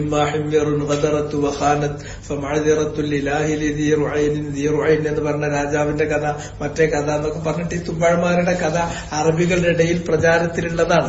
അപ്പൊ ഇവർ അറബികളിൽ പെട്ടവരായതുകൊണ്ട് ഏത് തുബ്ബാഴിന്റെ കാലത്താണെന്നും അവരിലേക്ക് വന്ന നബി ആരാണ് എന്നുള്ളതും അത് അവരുടെ ഇടയിൽ തന്നെ അറിയപ്പെട്ടൊരു കാര്യമായതുകൊണ്ടോ മറ്റോ അല്ലാഹു അഅലം, അല്ലാഹുവിനറിയാം. അവൻ ആരാണ്? അല്ലാഹു നമുക്ക് പറഞ്ഞു തന്നിട്ടില്ല, അവൻ നമുക്ക് പറഞ്ഞു തന്നിട്ടില്ല. ആരാണ് ഈ റസൂൽ, കളവാക്കപ്പെട്ട നബി? ആ റസൂലിനെ ഏത് തുബ്ബിന്റെ കാലത്താണ് അള്ളാഹു നിയോഗിച്ചത് എന്നത് മാത്രം ഇവിടെ പറഞ്ഞിട്ടില്ല. പക്ഷെ കാര്യം ഇങ്ങനെ അവ്യക്തമായിട്ട് പറഞ്ഞു. വഖൗമു തുബ്ബ, തുബ്ബിന്റെ ജനതയും കളവാക്കിയിട്ടുണ്ട് നബിയെ എന്ന്. അല്ലദീന ലാ തഖ്ഫ, അല്ലദീൻ, അവര്, അഥവാ ഈ തബാബിയത്ത്, അവരുടെ ജനത, യമനിൽ ഭരിച്ചിട്ടുള്ള തുബ്ബായ് രാജാക്കന്മാരും അവരുടെ ജനതയും അവരാണ്. അല്ലദീൻ ലാ തഖ്ഫ മാജറയാത്തുഹും, അവരുടെ മാജറയാത്തുകൾ ഒരിക്കലും ഖാഫിയത്തല്ല, അറിയാതെ പോകുന്നില്ല. ആർക്ക്? അലൽ അറബ്, അറബ് വംശത്തിന്. മാജറയാത്ത്, അതങ്ങനെ പ്രയോഗമാണ്. മായജിരി, അത് അങ്ങനെ കൂട്ടിണ്ടാക്കുന്നതാണ്. സാധാരണ എന്താ വെച്ചിട്ടുണ്ടെങ്കിൽ ഈവൻസ് എന്നുള്ളതിന് മാജറയാത്ത് എന്ന് പറയും. മായജിരി, എന്താണോ നടക്കുന്നത്, എന്താണോ സംഭവിക്കുന്നത്, ആ കാര്യങ്ങളാണ് മാജറയാത്ത്. അപ്പൊ കോഴ്സ് ഓഫ് ഈവൻസ് എന്നുള്ളതിന് മാജറയാത്ത് എന്നാണ് പറയാം. ആ ഒരു പ്രയോഗം അറബിയിലുള്ള. അപ്പൊ അവരുടെ കാലത്ത്, ആ തുബ്ബിമാരുടെ കാലത്ത് എന്തെല്ലാം കാര്യങ്ങളാണ്, എന്തൊക്കെ ഈവൻസ് ആണ് അവിടെ നടന്നു പോയത് എന്നുള്ള കാര്യം അത് അറബികളെ സംബന്ധിച്ചിടത്തോളം അവ്യക്തമല്ല. ഹുസൂസൻ, പ്രത്യേകിച്ചും മിസ്ല ഹാദിഹിൽ ഹാദിസത്തിൽ അളീമ, ഇതുപോലുള്ള വലിയ സംഭവങ്ങൾ അറബികൾക്ക് അറിയാതെ പോവില്ല. അതുകൊണ്ടായിരിക്കാം അള്ളാഹു ആരാണ് ആ റസൂലെന്നും ഏത് തുബ്ബഴിന്റെ കാലത്താണ് അദ്ദേഹത്തെ നിയോഗിച്ചതെന്നും ഇവിടെ സ്പെസിഫൈ ചെയ്ത് പറയാതിരുന്നത്. കുറെ കഥകളുണ്ട്. ഇന്ന രാജാവ്, ആ രാജാവിന്റെ കാലത്ത് ഇന്ന നബി വന്നു, ഇന്ന നബി വന്നു. അലാ ഹാമിഷ സീറ എന്ന് പറഞ്ഞിട്ട് തഹാവിസൻ എന്ന് പറഞ്ഞിട്ടുണ്ടെങ്കിൽ ഏത് ഈജിപ്തുകാരനായിട്ടുള്ള ഒരു എഴുത്തുകാരനാണ്. അങ്ങനെ ഭാവുകത്വം കലർത്തിയിട്ട് ഇങ്ങനെ എഴുതി വെച്ചിട്ടുണ്ടാവും. അങ്ങനെ വായിച്ചാൽ അങ്ങനെ നമ്മൾ ആ പുസ്തകം കയ്യിൽ നിന്ന് വെക്കുന്നത് വരെ വായിക്കാൻ നല്ല രസമായിരിക്കും. പക്ഷെ ഒന്നിനും എന്തുണ്ടാവില്ല, ഒതന്റിസിറ്റി ഒന്നും ഉണ്ടാവില്ല. അതിലിങ്ങനത്തെ യമനിലെ കഥകൾ ശരിക്ക് പറയുന്നുണ്ട്. അതില് അബ്ദുൽ മുത്തലിബ് യമനിൽ പോകുന്നതും, അങ്ങനെ യമനിൽ പോകുന്ന കാലത്ത് മൂപ്പര് നല്ല വയസ്സുള്ള ഒരാളാണ്, എന്തായിട്ട് നരച്ച ആളാണ്. അവിടുന്ന് വരുമ്പോ പൂർണ്ണ ഒരു ചെറുപ്പക്കാരനായിട്ട് മുടിയൊക്കെ പിന്നെ കറുപ്പിച്ചു വന്നതും ഇങ്ങനത്തെ കഥകളൊക്കെ അതിൽ പറയുന്നുണ്ട്. എല്ലാ കഥകളും അതിലുണ്ട്. അതുപോലെ തന്നെ ഇത് സംസം കൊഴിക്കണത്, മറ്റേതാകുന്നത്, അതുപോലെ തന്നെ ഈ തുബ്ബഴമാരുടെ കാലത്തുണ്ടാകുന്ന ഉഹ്ദൂദിന്റെ സംഭവങ്ങള്, പിന്നെ കിടങ്ങ് കൊഴിച്ചത്, അതുപോലെ തന്നെ നബിമാര് വരുന്നത്, കളവാക്കുന്നത്, അങ്ങനെ ഒരു 3-4 ആൾക്കാർ അവർ കൂടിയിട്ട് അവർ ഗൂഢാലോചന നടത്തുന്നത്, എന്നിട്ട് അവരവിടെ വിട്ടുപോകുന്നത്, ആ കാര്യങ്ങളെല്ലാം അതിൽ വിശദീകരിക്കുന്നുണ്ട്. ഇതിങ്ങനെ അറബികളുടെ ഒരു വായ്ത്താരയിലുണ്ട്. അത് അറബികൾക്ക് അറിയുന്നതാണ്. ആ ശുദ്ധ അറബികളായ ആളുകളുടെ ഇടയിൽ, അഥവാ കഷ്താൻ അറബികളിൽ നടന്നൊരു കാര്യമായതുകൊണ്ട് അറബികൾക്ക് അത് അറിയാത്ത കാര്യമല്ല എന്നതുകൊണ്ടാണ് അതുകൊണ്ടായിരിക്കാം അള്ളാഹു ആലം. പിന്നെ അള്ളാഹ് ഈ ഖുർആൻ ഈ കാര്യം പറഞ്ഞപ്പോ ആ നബിന്റെ പേരും പറഞ്ഞിട്ടില്ല, ആ തുബ്ബാഴിന്റെ പേരും പറഞ്ഞിട്ടില്ല. ഇങ്ങനെ മാത്രമേ പറഞ്ഞിട്ടുള്ളൂ, ഖൗമു തുബ്ബാഴ്. കാരണം അത് അറബികൾക്ക് ഇടയിൽ പിന്നെ അണ്ടർസ്റ്റുഡ് ആണ്, അവർക്കിടയിൽ വെൽ നോൺ ആണ് എന്നതാണ് അതിന്റെ കാര്യം. ആയിരിക്കാം എന്ന് പറഞ്ഞു. ഫഹഉലായി, അപ്പോൾ ഇവർ, അഥവാ ഖൗമു നൂഹ്, അസ്ഹാബുർ റസ്, വസമൂദ്, ആദ്, വഫിർഔൻ, വഇഖ്വാനു ലൂത്ത്, വഅസ്ഹാബുൽ ഐക്കത്ത് നമ്മൾ പറഞ്ഞു, വഖൗമു തുബ്ബാ. അപ്പൊ ഏഴ് ഖൗമിനെ പറ്റി ഇതിന് പറഞ്ഞു. ഇവര് കുല്ലുഹും കദ്ദബൂ, അവരൊക്കെയും അവരിലേക്ക് നിയോഗിക്കപ്പെട്ടിട്ടുള്ള മുർസലീങ്ങളെ കളവാക്കി. അല്ലദീന അർസലഹുമുല്ലാഹു ഇലൈഹിം, അവരെ അള്ളാഹു ആ ജനതയിലേക്ക് നിയോഗിച്ചതായിരുന്നു. അങ്ങനെ കളവാക്കിയപ്പോൾ ഫഹഖ അലൈഹിം വഈദുല്ലാഹി വഉഖൂബതുഹു. ഫഹഖ അലൈഹിം, അപ്പോൾ ഹക്കായി അഥവാ പുലർന്നു. ഹഖ അലൈഹിം, അവരുടെ മേൽ പുലർന്നു, സംഭവിച്ചു, യാഥാർത്ഥ്യമായി തീർന്നു. എന്താണ് അവരുടെ മേൽ പുലർന്നത്, യാഥാർത്ഥ്യമായി തീർന്നത്? വഈദുല്ലാഹി വഉഖൂബതുഹു, അള്ളാഹുവിന്റെ താക്കീത്, അവന്റെ ശിക്ഷ. വഈദ്, വഈദ് ഇങ്ങനെ രണ്ടെണ്ണം ഉണ്ടാകുക.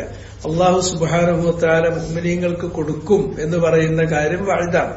അള്ളാഹു സുബ്ഹാനഹു വ തആല കുഫാറുകൾക്ക് കാട്ടിത്തരാം എന്ന് പറയുന്നത് വഈദാണ്. ഒന്ന് താക്കീതാണ്, മറ്റൊന്ന് വാഗ്ദാനമാണ്. ഇത് രണ്ടിലും അള്ളാഹു സുബ്ഹാനഹു വ തആല അവന്റെ സൃഷ്ടികളോട് പെരുമാറുന്ന, അവന്റെ സൃഷ്ടികൾക്ക് നൽകുന്ന കാര്യങ്ങൾ, ഇതിൽ രണ്ടിലും നമുക്ക് എന്തു വേണം? രണ്ടിനെയും ഒരേപോലെ കണ്ടിട്ട് വേണം മുന്നോട്ട് പോകാൻ. വഈദ്, അതിനെക്കുറിച്ചുള്ള പേടി ആവശ്യമാണ്, അതാണ് ഖൗഫ്. വഈദ്, അവന്റെ വാഗ്ദാനത്തെ കുറിച്ചുള്ള പ്രതീക്ഷ, അതാണ് നമ്മുടെ റജാ. ഈ ഖൗഫും റജാവും അത് നമ്മുടെ ഇബാദത്തിന്റെ ഏറ്റവും പ്രധാനപ്പെട്ട ഘടകമാണ്. അതിന് വഈദ് കൂടിയാൽ അതും ദോഷമാണ്, വഈദ് കൂടിയാൽ അതും ദോഷമാണ്. വഈദ് കൂടിക്കഴിഞ്ഞാൽ അള്ളാഹുവിന്റെ കാരുണ്യത്തെക്കുറിച്ച് പ്രതീക്ഷ നഷ്ടപ്പെടും. വെറും അള്ളാഹിന്റെ ശിക്ഷയെക്കുറിച്ച് മാത്രമാകും വഴീദികളാകിയിട്ടുണ്ടെങ്കിൽ. അപ്പൊ പിന്നെന്താ ചോദിച്ചിട്ടുണ്ടെങ്കിൽ, ആരൊരു ചെറിയ തെറ്റ് ചെയ്തു കഴിഞ്ഞിട്ടുണ്ടെങ്കിലും അതോടുകൂടി തന്നെ അവൻ കാഫിറാകും, അവൻ നരകത്തിലാകും. അതാണ് വഴീദികൾ ചെയ്തത്. വഴീദികളുടെ ഏറ്റവും തലവന്മാരാണ് യഥാർത്ഥത്തിൽ ഈ പറഞ്ഞിട്ടുള്ള ഖവാരിജികൾ. അവര് വഴീദികളാണ്. മുഅ്തസിലികൾ വഴീദികളാണ്. അള്ളാഹിന്റെ വഴതിൽ അവർക്ക് പ്രതീക്ഷയല്ല, അള്ളാഹുവിന്റെ ഈ താക്കീത് മാത്രമാണ് അവർ കാണുക.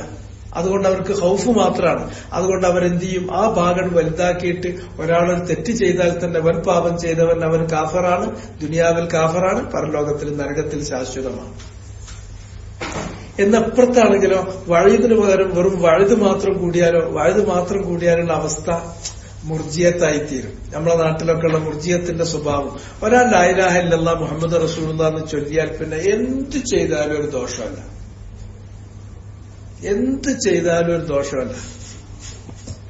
ക്രിസ്ത്യാനികളുടെ അടുക്കലും അത് തന്നെയാണ് ഉള്ളത്.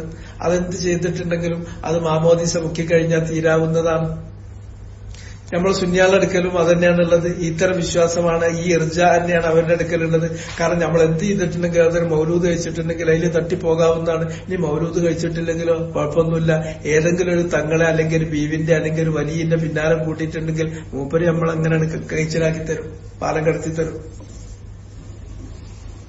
അവിടെ ദോഷം ചെയ്യൂല. മറിച്ച് ദോഷം ചെയ്യും.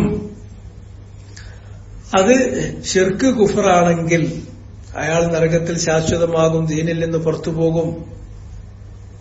അതല്ല അതിൽ താഴെയുള്ള വൻപാപങ്ങളാണെങ്കിൽ അത് ഫീ മശിയത്തില്ല, അള്ളാഹുവിന്റെ മശിയത്തിലാണ്. ചിലപ്പോ ശിക്ഷ വാങ്ങേണ്ടി വരും, ചിലപ്പോ അന്ന് പുറത്ത് തന്നെങ്കിലോ അത് കഴിച്ചിലായി കിട്ടുള്ളൂ. അതുകൊണ്ട് അതിനെ പേടിക്കേണ്ട മാതിരി പേടിക്കും. എന്നാൽ അള്ളാഹിന്റെ വഴുതിലുള്ള പ്രതീക്ഷ അതുകൊണ്ട് വഴുതും ഒരുമിച്ചാണ് കൊണ്ടുപോകേണ്ടത്. അപ്പൊ ഹക്കാരെയും അവരുടെ മേൽ എന്ത് ചെയ്തു? യാഥാർത്ഥ്യമായി തീർന്നു. എന്താണ് യാഥാർത്ഥ്യമായത്? അള്ളാഹുവിന്റെ വഴുതും അവന്റെ ഉഖൂബത്തും യാഥാർത്ഥ്യമായി തീർന്നു.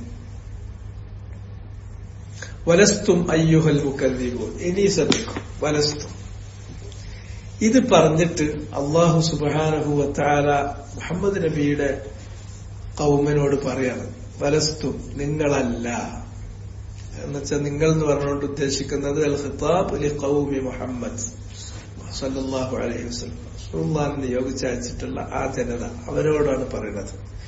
അയ്യുഹൽ മുകദ്ദിബൂന ലി മുഹമ്മദിൻ സല്ലല്ലാഹു അലൈഹി വസല്ലം, മുഹമ്മദ് നബിയെ കളവാക്കിയിട്ടുള്ള ആളുകളെ, നിങ്ങളല്ല ഖൈറം മിൻഹും, ആ ശിക്ഷിക്കപ്പെട്ട ജനവിഭാഗത്തെക്കാൾ മുന്തിയ ആളുകളാണോ നിങ്ങൾ? അല്ലേ അല്ല. നൂഹ് നബിന്റെ ജനതയേക്കാൾ മുന്തിയവരാണ് നിങ്ങൾ? അല്ലെങ്കിൽ സ്വാലിഹ് നബിയുടെ ജനതയേക്കാൾ മുന്തിയവരാണോ? അല്ലെങ്കിൽ ആദ് ഗോത്രത്തെക്കാൾ മുന്തിയവരാണോ? ശുഐബ് നബിയുടെ ജനങ്ങളെക്കാൾ മുന്തിയവരാണോ? ലൂത്ത് നബിയുടെ ജനതയേക്കാൾ മുന്തിയ ആളുകളാണോ? അല്ലെങ്കിൽ ഖൗമു തുബഅനേക്കാൾ മുന്തിയവരാണോ? അവരെക്കാളൊന്നും എന്തെങ്കിലും ഒരു യോഗ്യത നിങ്ങൾക്ക് കൂടുതലില്ല. അള്ളാഹു നിങ്ങൾക്ക് പ്രത്യേക പരിഗണന നൽകി നിങ്ങളെ രക്ഷപ്പെടുത്താൻ അവരെക്കാൾ ഒരു ഖൈരിയത്ത് നിങ്ങൾക്ക് പറയാനില്ല. വലാ റുസുലുഹും അക്രമ അലല്ലാഹി മിൻ റസൂലിക്കും, അവരിലേക്ക് വന്നിട്ടുള്ള നബി, ഈ കളവാക്കപ്പെട്ട അള്ളാഹ് ശിക്ഷിച്ചിട്ടുള്ള ഈ ജനതയിലേക്ക് വന്നിട്ടുള്ള നബിമാരുണ്ടല്ലോ, അവരല്ല അക്രമ അലല്ലാഹ്, അള്ളാഹുവിന് കൂടുതൽ ആദരണീയനായ നബിയല്ല. മിൻ റസൂലിക്കും, നിങ്ങളെ നബിയേക്കാൾ, അവരിലേക്ക് വന്നിട്ടുള്ള നബിയേക്കാളും ആദരണീയനാണ് മുഹമ്മദ് നബി, അല്ലെ? അപ്പൊ മുഹമ്മദ് നബി ആ നബിമാരെക്കാളൊക്കെ ആദരണീയനാണ്. നിങ്ങളാണെങ്കിൽ ആ ജനതയെക്കാളും ഖൈരിയത്ത് അവകാശപ്പെടാനുള്ളതുമല്ല. അപ്പൊ നിങ്ങൾക്ക് അള്ളാന്റെ ശിക്ഷ വരാതിരിക്കാനുള്ള എന്തെങ്കിലും ന്യായമുണ്ടോ? ഒരു ന്യായമല്ല. അവരെ ശിക്ഷിച്ചിട്ടുണ്ടെങ്കിൽ നിങ്ങളെ ശിക്ഷിക്കാം, ഒരു തടസ്സമല്ല. ആ ശിക്ഷിക്കപ്പെട്ട ആളുകളെക്കാൾ മുന്തിയോലൊന്നും അല്ലല്ലോ നിങ്ങൾ, അല്ല. ആ നബിമാരെ കളവാക്കിയതുകൊണ്ട് അള്ള ശിക്ഷിച്ചിട്ടുണ്ടെങ്കിൽ ആ നബിമാരെക്കാളും അക്രമാണ് മുഹമ്മദ് നബി. അപ്പൊ ആ നബിയെ കളവാക്കിയാൽ നിങ്ങളെ ശിക്ഷിക്കാൻ കൂടുതൽ തരപ്പെട്ടതാണ്. ഫഹ്ദറു, അതിനാൽ നിങ്ങൾ സൂക്ഷിച്ചുകൊള്ളണം, ജാഗ്രത പുലർത്തിക്കൊള്ളണം. ജുർമഹും, അവർ ചെയ്തതുപോലുള്ള ജരീമത്തുകൾ, കുറ്റകൃത്യങ്ങൾ നിങ്ങൾ ചെയ്യുന്നത് നിങ്ങൾ സൂക്ഷിക്കണം. ലിഅല്ലാ യുസീബക്കും മാ അസ്വാബഹും, ലിഅല്ലാ യുസീബക്കും, നിങ്ങളെ ബാധിക്കാതിരിക്കാൻ വേണ്ടിയിട്ടാണ് ഈ കാര്യം മുൻകൂട്ടി പറയുന്നത്. മാ അസ്വാബഹും, അവരെ ബാധിച്ചിട്ടുള്ള ശിക്ഷ, അവരെ ബാധിച്ചിട്ടുള്ള അസാബ്, അവരെ ബാധിച്ചിട്ടുള്ള വഈദ് നിങ്ങൾക്ക് വരാതിരിക്കാൻ വേണ്ടിയിട്ടാണ് പറഞ്ഞു തരുന്നത്. അപ്പൊ ആയത്തിന്റെ അർത്ഥം നോക്കി, വസ്വഹാബുൽ ലൈക്കത്ത്, അവരും കളവാക്കി. ഖൗമു തുബ്ബഅ, തുബ്ബഅിന്റെ, അപ്പോ അസ്വഹാബുൽ ലൈക്കത്ത് ആരാന്ന് ചോദിച്ചാൽ അത് ശുഐബ് നബിയുടെ ജനതയിൽ അള്ളാഹു അല്ലാത്തവരെ ദുആ ചെയ്യുകയും അള്ളാഹു അല്ലാത്തവർക്ക് വേണ്ടി ഇബാദത്ത് ചെയ്യുകയും ചെയ്യുന്നതിന്റെ പുറമെ സാമൂഹികമായിട്ടുള്ള കുറ്റകൃത്യങ്ങളും അവർ ചെയ്തിരുന്നു. അവർ ചെയ്തിരുന്ന ഏറ്റവും വലിയ കുറ്റകൃത്യം എന്താന്ന് ചോദിച്ചിട്ടുണ്ടെങ്കിൽ, സാമൂഹികമായ ഒരു കുറ്റകൃത്യം എന്ന് പറഞ്ഞാൽ അളവും തൂക്കവും കൃത്രിമം കാണിക്കുക എന്നുള്ളതായിരുന്നു അവരുടെ പരിപാടി. അതുകൂടി ഉണ്ടായിരുന്ന ആളുകളാണ് അവര്. അത് അവരെ കുറിച്ച് പിന്നെ പറഞ്ഞടുത്ത് വന്നിട്ടുണ്ട്. പിന്നെ ഖൗമു തുബ്ബഅ, തുബ്ബഅിന്റെ ജനതയും. തുബ്ബഅിന്റെ ജനത എന്ന് പറഞ്ഞാൽ അത് അറേബ്യയുടെ ഭാഗമാണ്. അറബികൾക്കറിയാം ഏത് തുബ്ബഅിന്റെ കാലത്താണ്. ആ തുബ്ബഅിന്റെ കാലത്ത് വന്നിട്ടുള്ള റസൂൽ ആരാണ്, അതൊക്കെ അറബികൾക്കറിയാം. അതുകൊണ്ടായിരിക്കാം അള്ളാഹു പറയാതിരുന്നത് ഏത് നബി അല്ലെങ്കിൽ ഏത് തുബ്ബഅിന്റെ കാലത്തെ ജനത എന്ന് പറയാതിരുന്നത്, ഇങ്ങനെ മാത്രം അവ്യക്തമായി പറഞ്ഞത്. കുല്ലു കദ്ദബ റസൂൽ, കുല്ലുൻ ഇവരൊക്കെ ഈ പറഞ്ഞിട്ടുള്ള ജനതകളെല്ലാം കദ്ദബർ റുസുൽ, അവരിലേക്ക് അള്ളാഹു നിയോഗിച്ചിട്ടുള്ള മുർസലീങ്ങളെ കളവാക്കിയവരാണ്. അപ്പോൾ ഹഖ, യാഥാർത്ഥ്യമായി തീർന്നു, അഥവാ പുലർന്നു. വഈദ്, എന്താണ് ഫഹഖ വഈദ്? അല്ലാഹു സുബ്ഹാനഹു വ തആലയുടെ വഈദുകൾ അവിടെ യാഥാർത്ഥ്യമായി തീർന്നു. അപ്പൊ അത് നിങ്ങൾക്കൊരു പാഠാണ്. അവരെക്കാൾ മുന്തിയവരല്ല നിങ്ങൾ. അവരിലേക്ക് വന്ന നബിമാരൊന്നും മുഹമ്മദ് നബിയെക്കാളും മുന്തിയവരും അല്ല, അള്ളാഹിന്റെ അടുക്കൽ അക്രമവും അല്ല. ഏതർത്ഥത്തിലും നിങ്ങൾ അതേ തെറ്റ് നിങ്ങൾ ചെയ്യുകയാണെങ്കിൽ നിങ്ങൾ അല്ലാഹു സുബ്ഹാനഹു വ തആല ശിക്ഷിക്കാം എന്ന കാര്യം നിങ്ങൾ ഓർക്കുക. ഇനി പുതിയൊരു വിഷയത്തിലേക്ക് പോകാം. അഫഅയീന, എന്നിട്ടൊരു ചോദ്യം ചോദിക്കുക. ഈ 2-3 കാര്യങ്ങൾ അതിനെ ചുറ്റി, അതാണ് മെയിൻ ഫോക്കലായിട്ടുള്ള തീം. അതാണ് ഈ 3 കാര്യങ്ങളാണ്.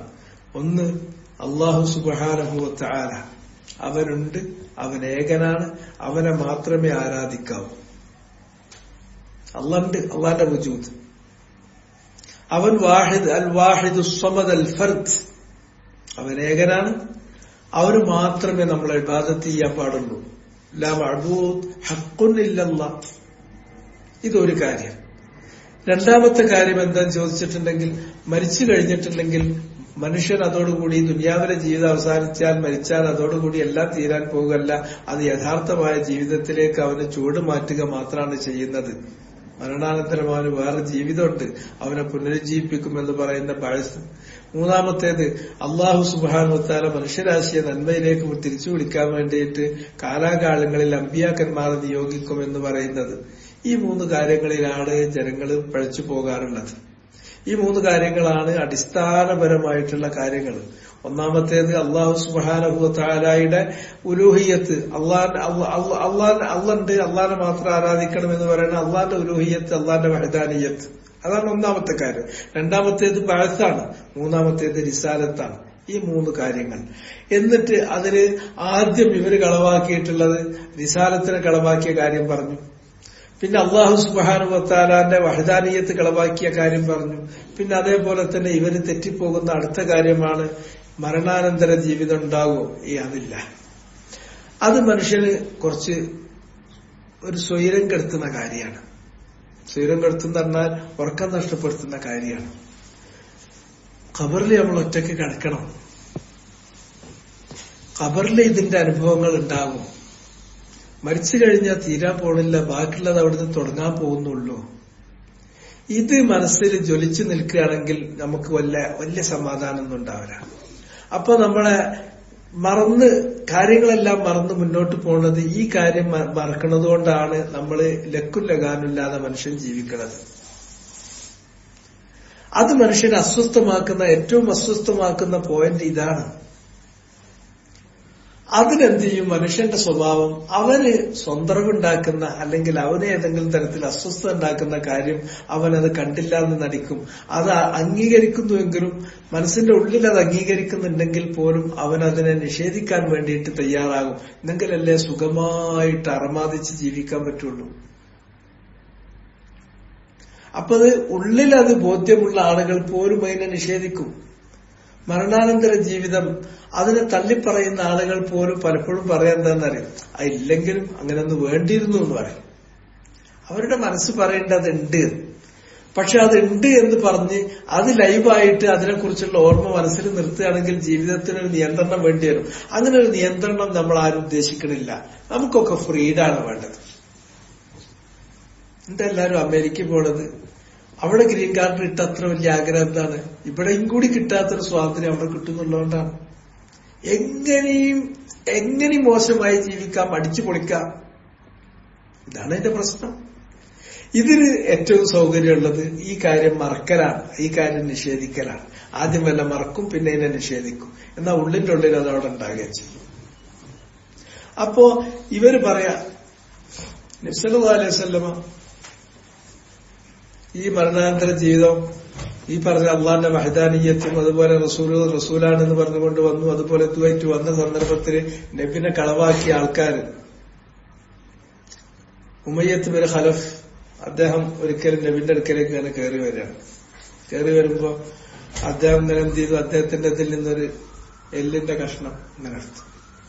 എല്ലിന്റെ കഷ്ണം ഇങ്ങനെ എടുത്തിട്ട് ഇങ്ങനെ പൊന്തിച്ചു പിടിച്ചു. എന്നിട്ട് നബിനോട് ചോദിച്ചു, യാ മുഹമ്മദ് അത്തസുഉമു അന്നല്ലാഹ യബ്അസു ഹാദാ, മുഹമ്മദ് നിനക്ക് വാദമുണ്ടോ? ഈ ഇപ്പൊ മരണാനന്തരം ജീവിതം ഉണ്ടാവും, ചോദ്യം ചെയ്യുമ്പോൾ ശിക്ഷാരക്ഷ ഉണ്ടാവും, സ്വർഗനരകം ഉണ്ടാവും എന്നൊക്കെ പറയണ്ടല്ലോ, നിനക്ക് വാദമുണ്ടോ? അന്നല്ലാഹ യബ്അസു ഹാദാ, ഇതൊരു മനുഷ്യന്റെ അല്ല, ഇതിപ്പോ ഇനി എന്താ ബാക്കിയുള്ളത്? ഇത് ദ്രവിച്ച് ദ്രവിച്ച് ദ്രവിച്ച് ആകെ ഓട്ടയായി കിടക്കുന്ന എല്ലിന്റെ ചെറിയ ഈ ഭാഗം, ഈ സാധനത്തെ അള്ളാഹു രണ്ടാമത് ഇതിനെ പുനഃസംഘടിപ്പിക്കും, ഇതിനെ പുനരുജ്ജീവിപ്പിക്കും എന്ന് നിനക്ക് വാദമുണ്ടോ എന്ന് സദസ്സിൽ വെച്ചിട്ട് നബിയോട് ചോദിച്ചു, വെല്ലുവിളിച്ചു. അപ്പൊ നബി സല്ലല്ലാഹു അലൈഹി വസല്ലം ഉമയ്യത്ത് ബിൻ ഖലഫിനോട് പറഞ്ഞു, ആ എല്ലല്ല, അതിന്റെ കാര്യം നടന്നിട്ട് പൂർണ്ണ രൂപത്തില് എല്ലും മാംസവും ഉള്ള ഫ്ലഷ്, അതുപോലെ തന്നെ എല്ല് എല്ലാമുള്ള പൂർണ്ണമായ അസ്തിത്വമായി മനുഷ്യനായി ജീവിക്കുന്ന നിന്നെ അള്ളാഹു സുബ്ഹാനഹു വ തആല മരിപ്പിക്കും ഒരു ദിവസം. മരിച്ചിട്ട് നിന്റെ ശരീരമെല്ലാം ദ്രവിച്ച് ഇഴുകി മണ്ണിൽ ലയിച്ചു പോകും. സുമ്മല യബ്അസുക്, പിന്നെ അള്ളാഹു നിന്നെ പുനരുജ്ജീവിപ്പിക്കും. പിന്നെ ലയഹ്ശുറുക ഇലന്നാർ, നരകത്തിലേക്ക് നിന്നെ ഒരുമിച്ച് കൂട്ടച്ചു. ചോദിച്ചു വേറൊരാളെല്ലിനെ കുറിച്ചല്ലേ? നബി കൊടുത്ത ഉത്തരം ജീവിച്ചിരിക്കുന്ന ഉമയ്യത്ത് ബിൻ ഖലഫിനെ കുറിച്ച് തന്നെയാണ്. ആ എല്ലിന്റെ കാര്യം വിട്ടേക്ക്, നീ തന്നെ മരിക്കും. മരിച്ചിട്ട് ദ്രവിച്ചു പോകും, ഫുള്ളായിട്ട് ഈ മണ്ണിൽ ലയിച്ചു തീരും. ആ നിന്നെ അള്ളാഹു പുനരുജ്ജീവിപ്പിക്കും, എന്നിട്ട് നിന്നെ നരകത്തിൽ ഒരുമിച്ച് കൂട്ടും. ഈ അവിശ്വാസവുമായി നീ മുന്നോട്ട് പോയാൽ. ഈ സംഭവത്തെ അധികരിച്ചാണ് സൂറത്ത് യാസീനിലുള്ള ആയത്തിറങ്ങിയത്. വളറബ ലനാ മസലൻ വനസിയ ഖൽഖഹു ഖാല മൻ യുഹ്യിൽ ഇളാമ വഹിയ റമീം ഖുൽ യുഹ്യീഹാ അല്ലദീ അൻശഅഹാ അവ്വല മറത്തിൻ വഹുവ ബികുല്ലി ഖൽഖിൻ അലീം. അവന് ഒരു എക്സാമ്പിൾ ചൂണ്ടിക്കാണിച്ചു കൊണ്ട് വന്നിരിക്കുന്നത്. ലറബ ലനാ മസലൻ, ഒരു എക്സാമ്പിളുമായിട്ടാണ് അവൻ കയറി വന്നിരിക്കുന്നത്. മരുഭൂമിയിൽ നിന്ന് കിട്ടിയ ചെറിയ എല്ലും കഷ്ണം. വനസിയ ഖൽഖഹു, ആ എല്ല് വിട്ടേക്ക്, അതെറിഞ്ഞേക്ക്. വനസിയ ഖൽഖഹു, സ്വന്തത്തിലേക്ക് മടങ്ങും. അവന്റെ സൃഷ്ടിപ്പിനെ അവൻ മറന്നു കളയുന്നു. എന്നിട്ട് അവൻ ചോദിക്കുന്നു, വയ്യുഹ്യിൽ ഇളാമ വഹിയ റമീം, ഈ എല്ലുകളെല്ലാം തന്നെ എഴുകി ദ്രവിച്ചു കഴിഞ്ഞതിന് ശേഷം പിന്നെ അതിനെ പുനരുജ്ജീവിപ്പിക്കുന്നത് ആരാണ്? ഖുൽ, എന്നാൽ അവരോട് പറഞ്ഞേക്കൂ, യുഹ്യീഹ, ആ എല്ലുകളെ അല്ലെങ്കിൽ അതുപോലുള്ള എല്ലാ മനുഷ്യരെയും പുനരുജ്ജീവിപ്പിക്കുന്നത് അല്ലദീ അൻശഅഹ അവ്വല മറത്തിൻ, ആദ്യത്തെ തവണ ഈ എല്ലും ഈ മാംസവും ഉണ്ടാക്കിയതാരാ? അവനതിനെ രണ്ടാമതുണ്ടാക്കും. ആദ്യത്തെ തവണ ഉണ്ടാക്കിയവനുണ്ടോ രണ്ടാമത് ആ ഒരു ആവിഷ്കരിക്കാൻ ഒരു പ്രയാസം? വഹുവ ബികുല്ലി ഖൽഖിൻ അലീം, അവനെ സംബന്ധിച്ചിടത്തോളം എല്ലാ സൃഷ്ടിപ്പിന്റെ ആരംഭമാകട്ടെ, സൃഷ്ടിപ്പിന്റെ ആവർത്തനമാകട്ടെ, എല്ലാം അവന് സൂക്ഷ്മമായി അറിയും. എല്ലാറ്റിനും അവന് കഴിവുള്ളവനാണ്.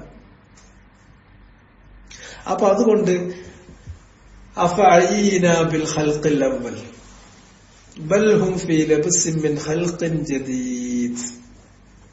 ആയത്തിന്റെ അർത്ഥം മാത്രം പറഞ്ഞിട്ട് ഒറ്റ വരി വായിച്ചിട്ട് നമുക്ക് അവസാനിപ്പിക്കാം. അഫഅയീന, അവിടെ അയ്യ അങ്ങനെ ക്രിയയുണ്ട്. അവിടെ അയിന് യാ രണ്ട് യാ ആണ്.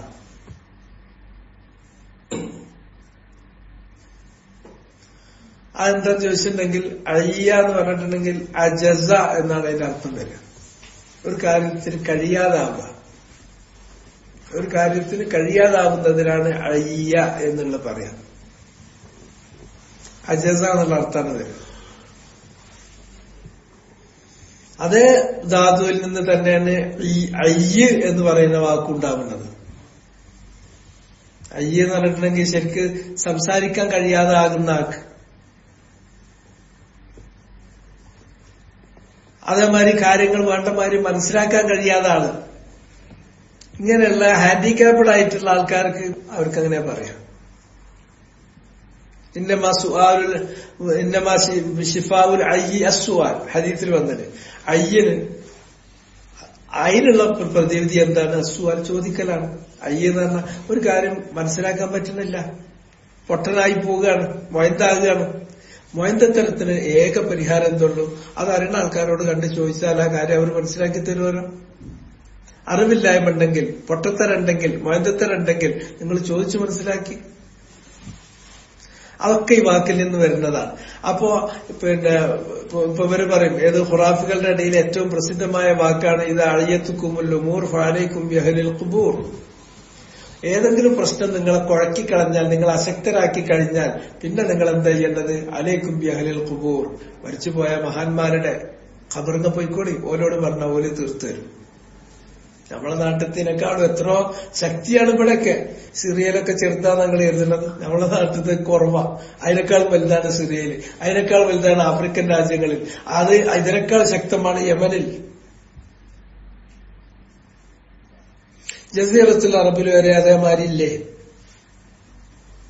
മുഹമ്മദ് ബിൻ അബ്ദുൽ വഹാബ് ദഅവത്ത് തുടങ്ങുന്ന കാലത്ത് അവിടെ എന്താണ്, ഒരു വലിയ ഒരു ഈത്തപ്പന ഉണ്ട്, നീളമുള്ള ഈത്തപ്പന.